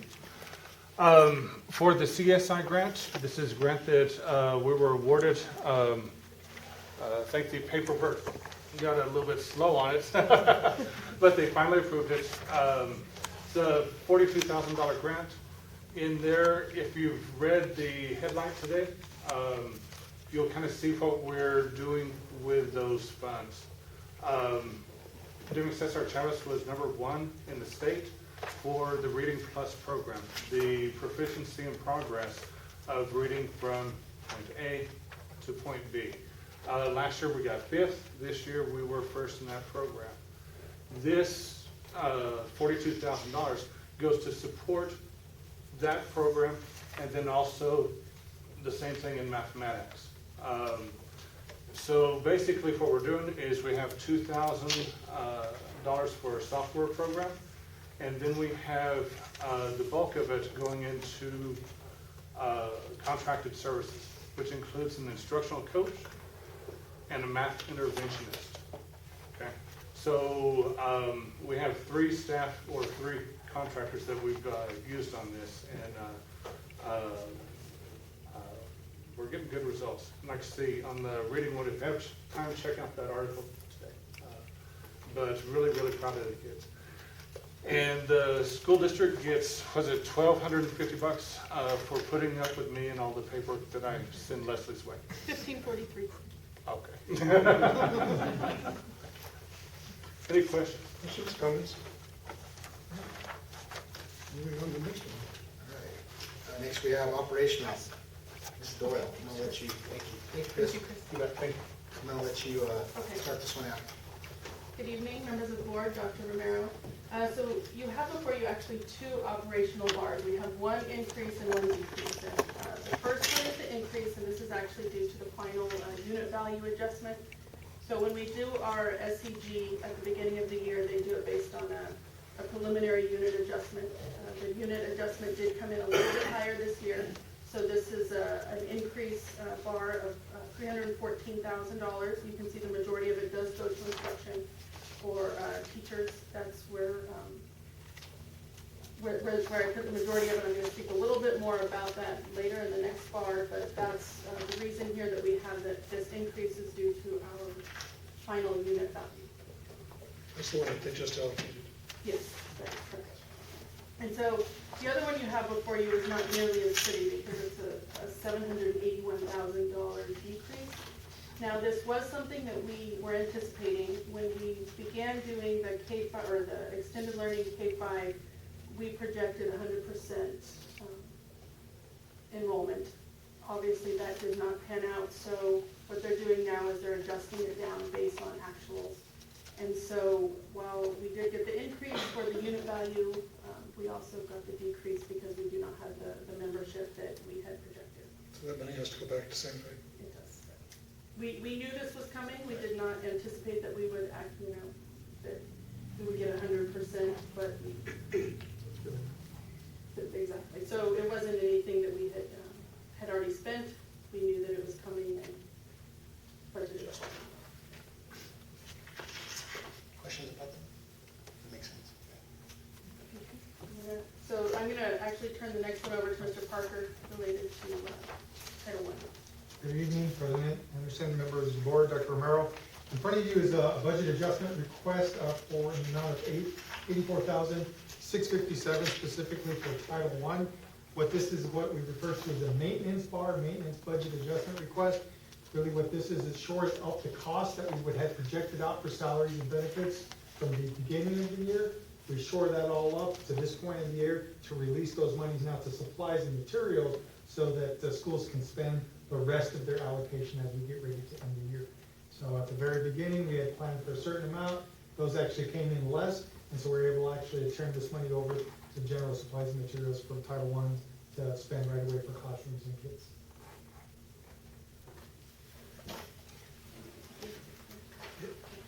Next one is also Title I. This is another maintenance bar, and this one is really just to move funds around. We did have a reorganization within the Department of Equity where we did some reclassifications and changes in scope for those additional wraparound services. So there's some additional costs we're just moving around. The bottom line is neutral, but we are moving between functions so that we can provide those wraparound students to the service. Wraparound student service. Thank you. Any questions? Comments? Okay, the next one is our state SB 9 allocation, and we'll be speaking a little bit about this more when Mr. Chavez speaks to the turf, but we did receive a $498,000 SB 9 allocation. We will be utilizing this in part to pay for the turf if it is in fact approved this evening. So this is really timely because we now will have the funds to go ahead and pay for that. And so the remainder of the bars are all the same. I can go through them individually if you'd like, but let me just kind of speak to what they are in total and then we can look at them. So when I do our budget, I look at cash that we have at March 31st and project out. In some cases, I project high, and in some cases, I project low. But since the financial statements, the audited financial statements are now available, I can actually true up that cash to what our financial statements say. So that's what I'm doing for all of the remainder of the bars. It's just taking what I budgeted for cash and truing it up across the board. So I don't know if you would like for me to speak to each of these individually, but it's the same across the board for all of these adjustments. I think I just have one question on the one that's marked number 6. I guess the last one before the group that you were talking about. So I guess I'm just wondering where this money came from. So we had the SB 9 2 mil election in November. Okay, so this is part of that. So there's actually two pieces to it. We have our county or local, which is something that we get every month. And so that's separate from this. This is actually from the state. So the state gives us this money, and then we have the local piece also. Both of them are for the same types of things. This is So just it's a a state matching action. fund, SB 9, Senate Bill 9 that was passed years ago. So it's districts that have 2 mil funds that come in. There are certain projects that can be matched by the state, and that's what this is. This was matching funds. And I'll speak to that a little bit in my report, because I have some things that in the future. Any comments, questions on any of those adjustments? If not, Dr. Romero? Thank you very much, Leslie. I do recommend the approval of the budget adjustment request, action item B. Recommended to approve item B. Is there a motion to accept? It's been moved. Is there a second? It's been moved and seconded. All those in favor? Aye. Any opposed? Thank you. Item B is accepted. Once again, Leslie, thank you for the number. Yes. Yes. It does make life interesting. Less confusing. I just thought you guys could always read my mind. Yeah. All right. Mr. President, action item C, approval of expenses over $60,000. This is for a replacement, an artificial turf replacement over at Red Mountain Middle School proposal. With that, I'm going to turn it over to Mr. Chavez. Mr. Aoud, you want to come up and talk a little bit about that? Kind of where we're at, why we're here, and what we're going to get out of it. President, members of the board, Dr. Romero. As you know, Red Mountain Turf has been there almost close to 14 years. So the one thing is the turf fibers have basically deteriorated, and now we can't hold any rubber in the turf. If you've been there, it's mostly black now. So the one thing that becomes a safety issue for our kids to play on. So basically, we do GMAX tests every year, and it's met the GMAX requirements. But since it's a competitive field, we need to make sure that it's properly adjusted. So that's why we're asking for a new turf to be put on the field at this point. We're proposing to go with a company out of their station out of El Paso, Hellas, because they're close to us. They just replaced all of Cobre's fields. Cobre went to a turf field. They're doing Western New Mexico's fields. They're doing Artesia's fields. We're also planning on doing something that's a little bit different than the normal infill, which is black rubber. We're trying to go to a natural infill, which is cork and also rubber tree plant, which actually makes it about 15 degrees cooler than it would be with the black rubber infill. So which would be a benefit for our students since they're out there most of the time. We're also proposing it to be talking to House with no additional cost to make it a multi-purpose field, to go ahead and add a soccer field onto it, so we can utilize it just not for football but for everything. Of course, PE utilizes it, so it's more of a multi-purpose field. So what's the average lifespan of these fields? The average lifespan, it could be anywhere from 10. So I'll go back with that. So basically, it pays for itself in 7 years. So the one thing is, once anything over that, it's basically bonus. So ours lasted close to 14 years. So it can go anywhere from 8 to 12 years. Our maintenance department has done a great job with maintaining it, and so that's kudos to them because it lasted so long. So it's just awesome that we're able to take care of our fields well enough, and I would expect this field to last just as long as this field. Adding soccer on top of it won't shorten the life expectancy. No, it will not. The one thing is we do have our equipment to maintain it, and that's the best part. So it will not. We have a turf field, we need to use it, and so that's why we have the soccer field. We utilize the soccer field. The more that people use it, the better it is for everyone to use it. Questions? Dr. Romero? Thank you, Mr. President. I do recommend the approval of the artificial turf replacement proposal, item C. Item C has been recommended for approval. Is there a motion? I make a motion. It's been moved. Is there a second? Second. It's been moved and seconded to approve item C. All those in favor? Aye. Any opposed? Item C is passed. And this, by the way, was a over $60,000 expense item. That's the reason it came to us to consider. So, all right. Item D. All right, thank you, Mr. President. This is the approval of speech therapy services, proposal number 20-02 for psychological services, proposal -20-01. So, Hey, Mr. President, members of the board, Dr. Romero, let me just.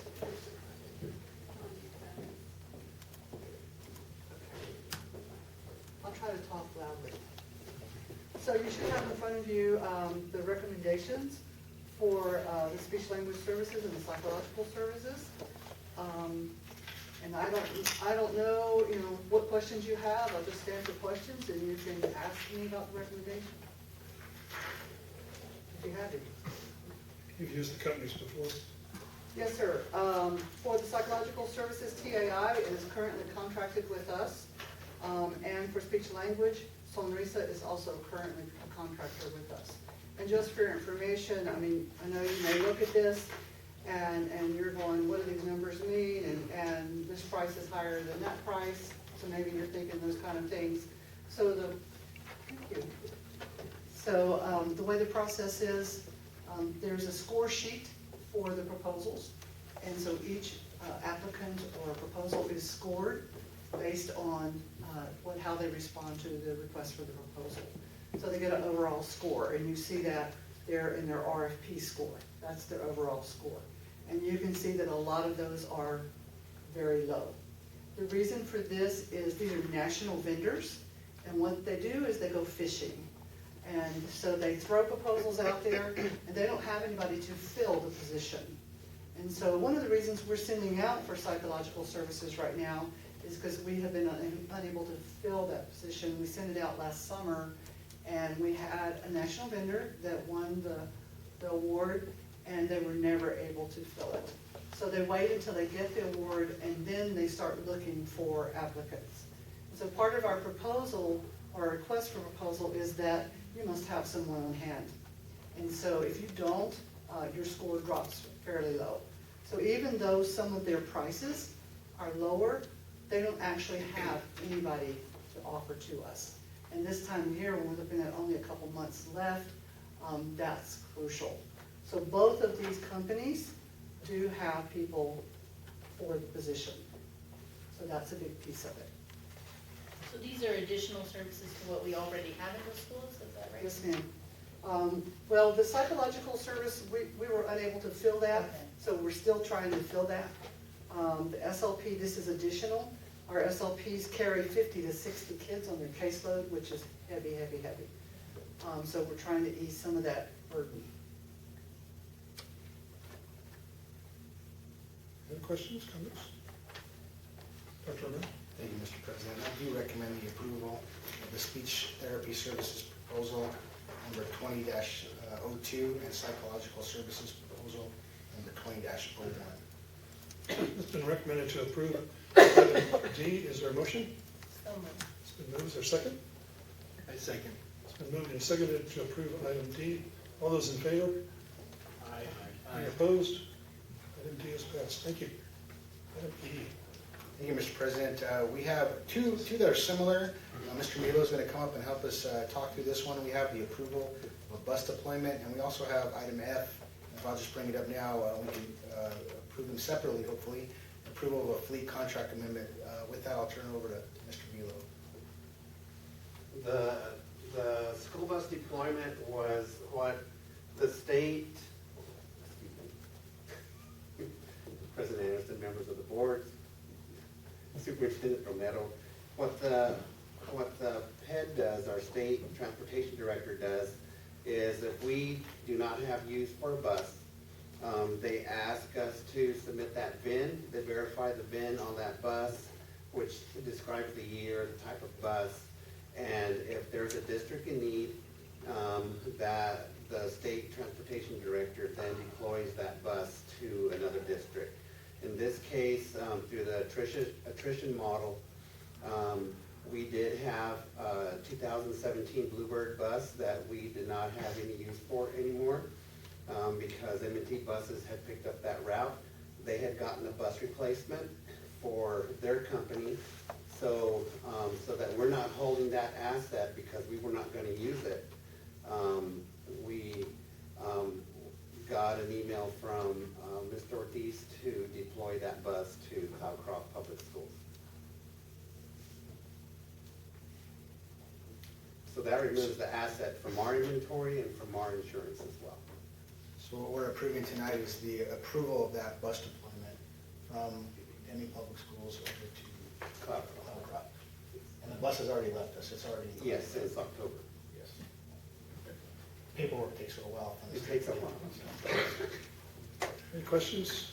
We want that bus back. Yeah, Can I cross that up there in those hills? I don't think so. I'm pretty sure that bus is a muddy mess right now. Okay. And it doesn't have air conditioning, No. because they don't want air conditioning. I've been in that battle with them already. They don't like it. It's actually a 72 passenger bus. It's the largest fuselage made. Any other comments? Any comments? Dr. Romero? Thank you, Mr. President. I do recommend the approval of the bus deployment. It's been recommended to approve item E. Is there a motion? make a motion. Is there a second? I second. It's been moved and seconded to approve item E. All those in favor? Aye. Any opposed? Thank you. Item E is passed. Item F. Thank you, Mr. President. This is the approval of the fleet contract amendment. And again, we're going to be talking to you about our last fiscal year and this fiscal year. Again, it's some of the paperwork that takes a little while to come from the state. So we're going to try to explain the story and I stand for any questions. Mr. Grillo? President Anderson, members of the board, Dr. Romero. This is the last of the amendments that will be made for this fiscal year. Typically this time of year is when we would come to you with all of the contract amendments. So with the state having a better revenue pool, what they did is they, July 1, the district received all the bus replacements for the contractors. The contractors were able to go straight to the vendors, whether it was International or Bluebird, and those vendors had buses in their lots already built by the manufacturers. So Mr. Haynes is here with us tonight, and Mr. Treadwell, he was able to buy 9 buses that were 12 years old. Mr. Haynes got replacement letters for 4 buses. 3 of them were regular school buses, and 1 was for a special ed bus. The manufacturers do not make bulk special ed buses because they're so expensive because of the lift, the air conditioning, the type of equipment that the floor pattern on it to put wheelchairs, whether they're motorized or manual wheelchairs. And so a sped bus is only built by order only, and it has to be by district specific. Since we have so little amount of sped routes in Deming, we request a sped bus, large sped buses to be built that will hold a capacity of 3 wheelchairs. So this right here is the last of the bus replacements because Mr. Haynes received his right after the beginning of the school year. So it takes the manufacturer about 6 months to build a bus. Once they go through the line, get the order, and then do the specific requests that we want, and then they build the bus. So what this bus contains, what this contract amendment contains is OM&F, which means operations, management, and fuel, and rental fees. So, so everything is amended so that the contractor receives the rental fees on this bus for the remainder of this fiscal year, which is June 30th when it ends, and then the remainder of his salaries and benefits, fuel, management, to take care of all that. And then we calculate it all in, we prorate it so that it's equitable. We go over the contract several times before we bring it to you guys so that we know that the numbers are all correct. We also verify with the PED to make with the finance end of the PED within the transportation bureaus to make sure that we've done everything correctly for them as well. That's where we're at. Questions?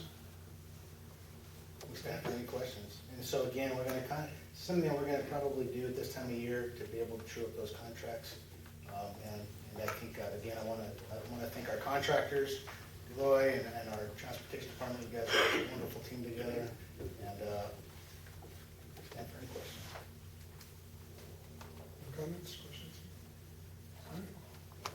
Dr. Romero? Thank you, Mr. President. I do recommend item F, the approval of the fleet contract amendment. It's been recommended to approve item F. Is there a motion? So moved. Is there a second? It's been moved and seconded to approve item F. All those in favor? Any opposed? Item F is passed. Thank you. Item G. Item G, thank you, Mr. President. I'm asking for the approval of participation in the NMDOT LGRF grant for parking lot and road improvements for Baton Elementary and Red Mountain Middle School. With that, I'm going to ask Jessica and Stuart to come up to talk to us a little bit about that. They've been working on this proposal, and we will stand for any questions.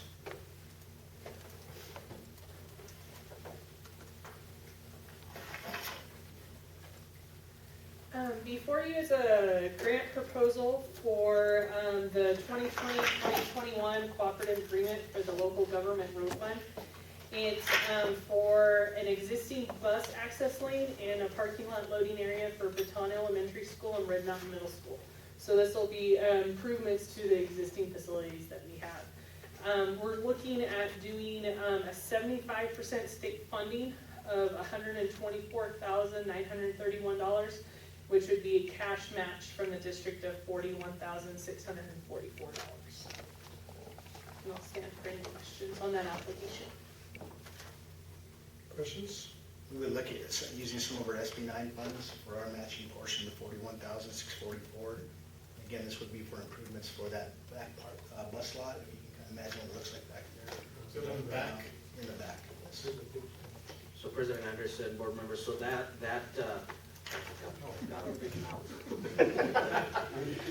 but that, when we were visiting with facilities with Mr. Wertz, that was one of the projects that was identified as one with the most need to address, as quickly as possible.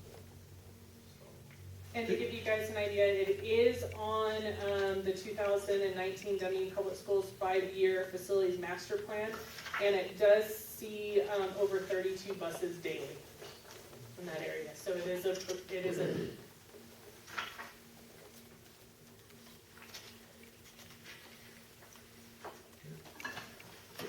Anything else? I have a question.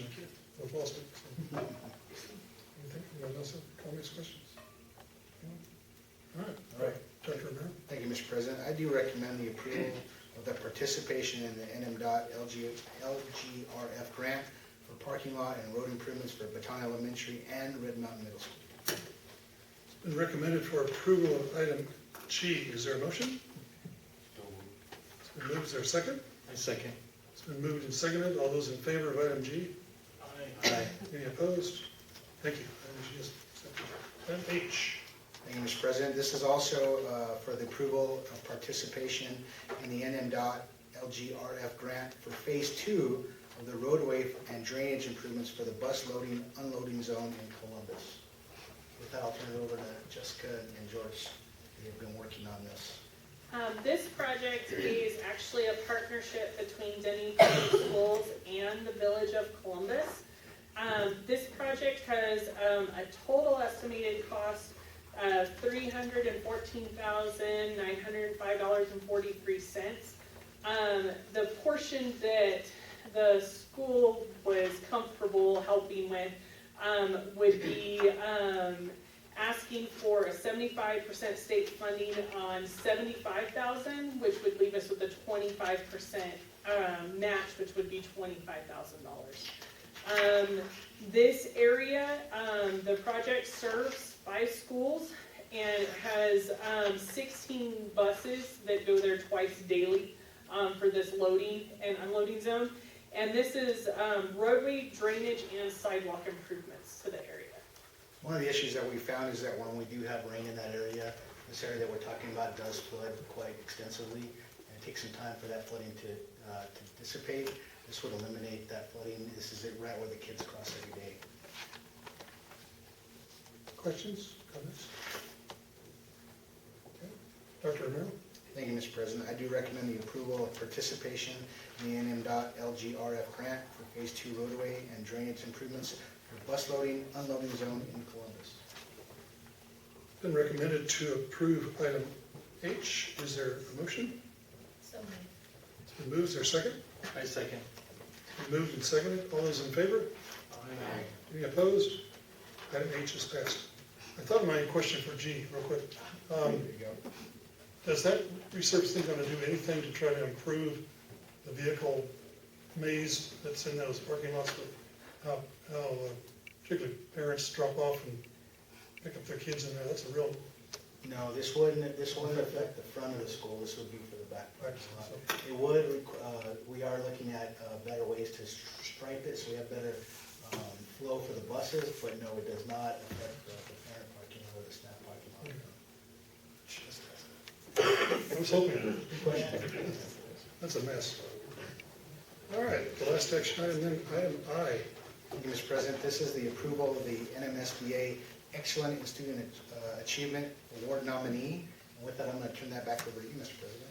Thank you. Each year, the New Mexico School Boards Association allows each of its school district members to recognize someone in the community who has been excellent in their working with students and the schools and doing innovative things as part of the everyday curriculum of what goes on in those schools. And so we go out and ask the schools for candidates for this nomination. And this year, let me find my right page here. The recognition comes from Early College High School. Dr. Nicole Reck, who is this year's nominee from Deming Public Schools. We'll officially recognize her, if accepted tonight, when we actually get the plaque. So this is the, we have to do this so we can send it in, and then we'll have an actual awarding of it. But this is to let everybody know who we've nominated back to the association for this. So, Dr. O'Neill? Any questions? Questions? Anybody? Very good. I do recommend the approval of the NMSBA Excellence in Student Achievement Award nominee. It's been recommended to approve item I. Is there a motion? I so Moved. Is there a second? Moved and seconded. All those in favor? Aye. Any opposed? Item I is passed. Thank you. And that ends the action items for tonight and moves us into the superintendent's reports. Thank you very much, President. We do have a few reports. We're going to try to be brief. I can see everybody's getting tired out there. It's been a long day. So thank you for staying to listen with us. First, I'm going to turn it over to Mrs. Ruddle to give us some of the things happening in human resources. Mr. President, members of the board, Dr. Romero, it is a very busy time of year now. We are definitely well into spring and well into prep for 2021. It's kind of scary to say that out loud. I feel like we were just here and February's over now. We are currently finalizing all of our materials and getting everything prepped and ready for our principals and directors. We will be starting our staffing and budget meetings soon with them. We're looking at 2 weeks in March to get that taken care of. We're also in the midst of planning all of the recruiting efforts of the district. Currently booked into 3 fairs, possibility of 2 additional. We'll also be holding 2 fairs of our own, one in Las Cruces to try to get out in front of Las Cruces Public Schools, one at Western, and we'll also be participating here in the Business Expo and Job Fair here in Deming, working with Chamber on that. Additionally, we are currently working on and preparing employment information and packets that we're sending out to 36 different universities across the country, and just trying to amp up some more business on our part. And we'll just stop there. Got a lot going on. A lot going on. A lot going on. Any questions? Oh, All right. one more thing. Yes. 10 One more thing. 10 new staff members today. That's right. That's a big right. deal. Hire Did you 10 sign more. it? You did those parts. Yes. Yes. That's right. Good. Thank you. Yes. Finance updates, Mrs. Doyle. Dr. Romero, members of the board, just in case you haven't heard enough finance this evening, I will make it brief. So one of the reasons that I asked you to approve all of those bars this evening was because we are in preliminary preparations for the budget, and I need those, those bars to be approved so that I can work towards those preparations. One of the things you will see is that Dr. Romero is going to be coming to you for input on the survey that we have done. I believe this will be the third year that we're going to do it. And so he's going to be asking for any input or changes that you guys might like to see this year. Additionally, we're going to be working with all of the directors and principals on their budgets, and that's it. So I'll be sending you that input on the survey tomorrow. And then what we'll be doing is we'll be sending that survey out to the community to be able to get some feedback. And then from there, we'll be able to set up those community meetings to continue that feedback and kind of let everybody know kind of the down low on the budget process, but then able to be able to get feedback from the community. We typically do the budget meetings in late March, isn't that when we've historically done them? So we do the survey, and then we also have 2 meetings that we have the community where they can come in and provide additional input. Thank you, Ms. Dole. All right, instruction, really excited about some of the things that instruction's been doing, and happy to do with science training. We're talking about partnerships with NMSU and Diana Branch, so talk to us a little bit. A lot of wonderful things happening. Good evening, members of the board, Dr. Romero. Just one of the hats I wear, believe it or not, is instruction and curriculum when I get to those pieces. So this year has been very, very enjoyable. One of the things that the state has rolled out has been the science adoption year. So we've been able to do that. Along with it is the state's kind of commitment to what they call the next generation science standards. And really it is kind of flipping the script on how we provide instruction in science to students, really engaging them and looking at problem solving components with that. Along with that, what we've been doing is complementing that with some training for our administrators so they can become familiar with that. And then we also have some training coming up with some teachers, some opportunities for that in science and science standards and teaching implementation pieces. It's a Saturday and Sunday training that's coming along with that. But to make this even better, one of the challenges that we've had in Deming and happens across a lot of rural areas is how do we get children access to that? So over the last few months, I've been working to partner with NMSU, Diana Branch Community College on how do we bring access like that to the children in Loon County from in rural areas. So 2 big components that we're looking at. The partnership with NMSU is looking at creating Deming as a science STEM hub for the area, making basically hands-on learning opportunities for students to be here rather than driving 60 miles Albuquerque to do that. So we're looking at some partnerships to create that and to bring that here so we're not having to send our students. So I'm looking forward to that. That will include some possible astronomy observation domes, flight simulators for children, some real hands-on opportunities for that. So that's a really neat thing. Along with that, we're also partnering with Diana Branch Community College on the possibility of a National Science Foundation grant. And for those of us in education, that it's a big deal. Because what that could bring is what they refer to as synchronous education classes for not only our students, but even possibly for some of our staff members and community members. And what that does is allows what they call synchronous is a live person doing a video lesson, goes on from wherever it is, whether it's NMSU, UNM, doing different things like that, and be housed here, so we don't have to send children for this specialized dual credit kind of component far. They can actually have it with what we're referring to as Zoom rooms, where you come in, it's in person, and you're having that instruction delivered by high quality people regularly.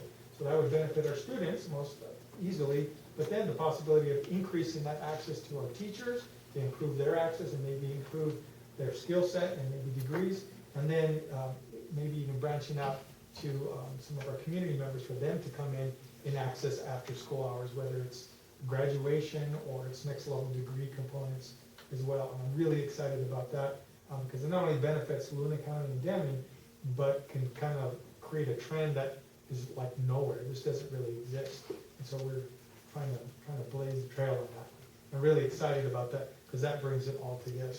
That's all I have. Thank you, Mr. Parker. I'm really excited about this too. Yeah, that's going to be really good. So more to come. More to come on everything. Some of our construction updates. Mr. Aoud. Thank you, Dr. Romero, President Anderson, members of the board. So with regards to construction, despite some of the weather that we've had, our contractor's making some great progress. You should have a project status report in front of you, some pictures kind of outlining or just depicting what exactly is happening. So with baseball, we're seeing that the infield turf, the dugouts are near completion. They're working hard on the auditorium to get that completed. We have 3 projects that are going to be coming up in June for construction. That this entire month, we've been sending construction drawings up to the state for their review and approval. Hopefully we'll get those back and start working towards procurement of a general contractor for those projects. The Security 2019 projects, we're meeting with the contractor tomorrow just to verify scope and make sure that we're within the budget. The 2020 security projects, we have made a selection on a design professional. We're going to start negotiating a fee with them and try to get those in the pipeline and possibly either get those under construction or work this year or early next year. And with that, I was trying to be as brief as possible. With that, I'll stand for questions. I imagine there's probably a couple. You know what I think I'd like to do soon is maybe we can do a couple of field trips out there with the board to be able to Sure. see the baseball field and kind of go stand on it.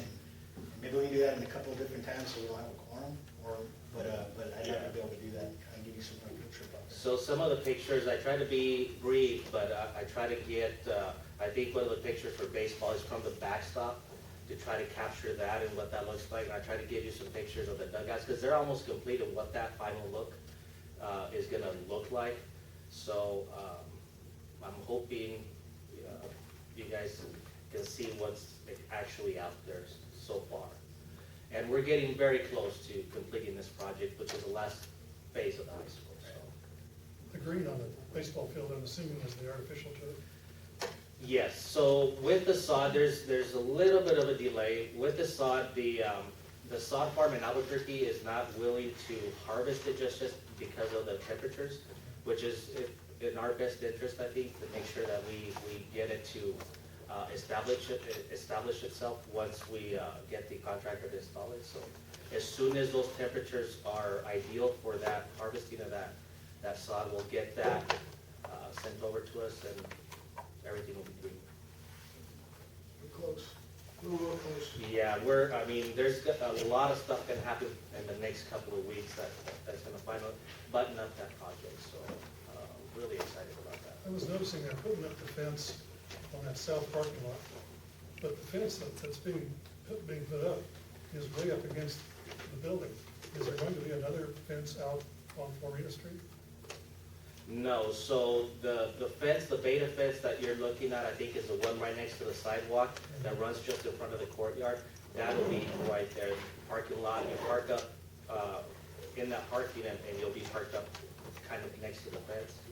But that's. Parking lot itself will be outside. So, the yeah. It was designed to be open to the public use. It's a fire lane and emergency lane, so there is gates, so we can secure the entire campus. But doesn't inhibit the fire lane by having those gates on it? To some degree, yes, but those are things that I think we're gonna be discussing and working out, but to some degree, yes. It's also a partnership that we've talked about with the city so that they can use that parking lot in the evenings, so people can park there and then utilize the walkways along Florida Street. So with regard to the auditorium, earlier we heard a question about if it was gonna be ready before the end of the year festivities. Do we know? So with the auditorium, and it's unfortunate that it's gone this long, but there was some delay with the steel and getting the steel here, and then the weather has caused more issues trying to pour concrete and get that established and get that done. But I imagine towards the end of this month, first part of March, we should be completely done, or they should be completely done in that.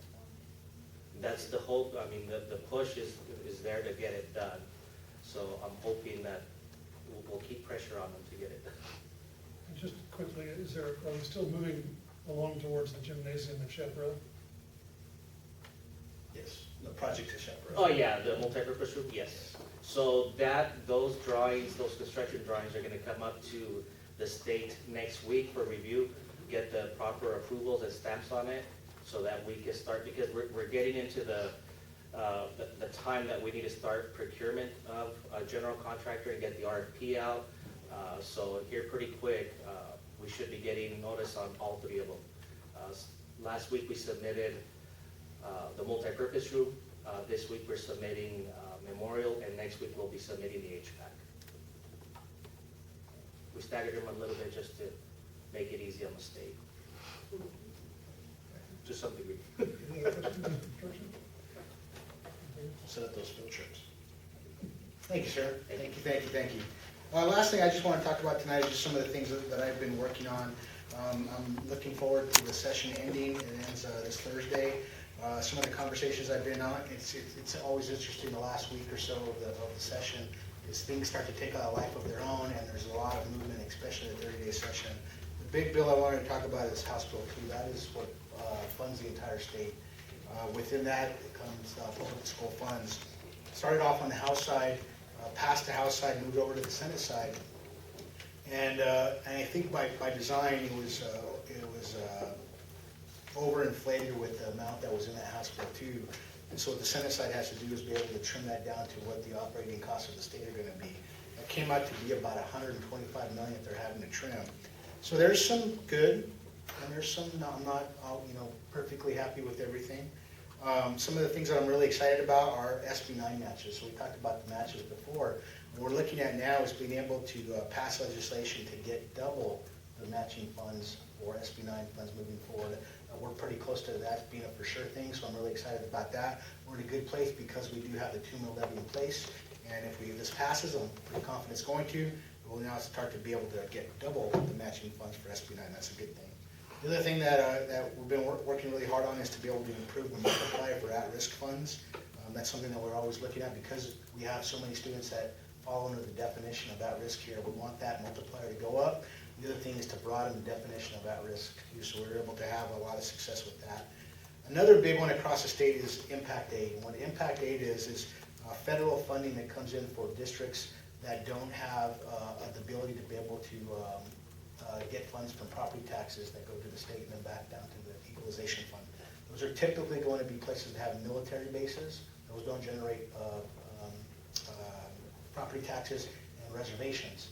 Now, that doesn't necessarily affect us in Deming, but it does on a larger basis across the state because there is a component there that's related to SEG funds.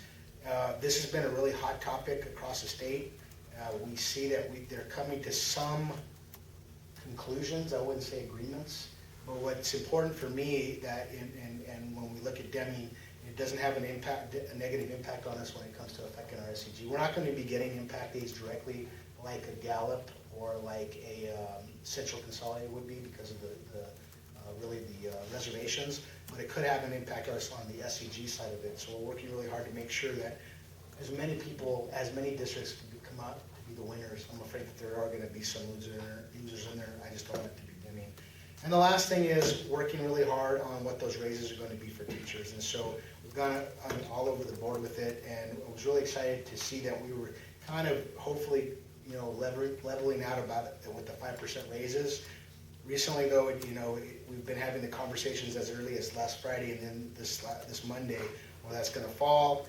I think it's going to fall at 4% raises average across the state. It's not exactly what I wanted. It's not over yet, so we're going to keep fighting for that 5%. But if I put my money on it today, I think that's what it's going to fall at, 4% across the state. So those are just some of the updates I wanted to give you guys. We're going to really know for sure here in the next couple of days, and then we'll wait for the governor to sign things and then in law, and then we can start our budget. Any thoughts, questions? Of course, they put the word average, yes, 4% in there, so that means that not everybody's going to get exactly 4. Some are going to get more, some are going to get less. That is true. That's bad language, but they use that all the time. So the way that'll look is once they settle on the percentage, then they will allocate that into the SEG. That'll be very telling for us about what is possible for us. So 4% for a brand new teacher is different than a 4% for a level 3 teacher. And so based on what that SEG allotment is, will kind of dictate to us what's possible or not. So we're waiting for that final language, so we can start figuring out what we can do for raises for everybody. Yeah, that's all I got. Any comments or questions? All right, if not, here's the superintendent's report. That's it, thank you. All right. Are there any announcements, board members? Please complete your Estelle forms. That is our self-evaluation of how well or how poorly we did tonight. Those are important to do, so please fill them out. Are there any board member requests for agenda items for March? You can always call me later or something if you come with something. Next regular board meeting will be on March the 12th, right before spring break, at 5 p.m. here in the central office. That is on Thursday, right? Because it Yeah, says, it's Thursday. okay, it says Tuesday, so That's back, yeah. double checking. Yeah, there was a conflict with Thursday this Thursday. And are we gonna set up another work session? We're working on it, we're still finalizing some things, but yeah, we're looking forward to the end of the month sometime. One of the things I wanted to maybe get some feedback on, you can give it to me later, is to maybe we can have a regular work session. One of the thoughts I had was, just to have that, we've got the Thursday board meetings, maybe on the opposite Thursdays, we would just have a work session. And that will allow for you to just plan for that forever. So think about that, and give me some feedback, and then we can go from there. All right. If nothing else, we're adjourned. Thank you, everybody. Thank you, everybody.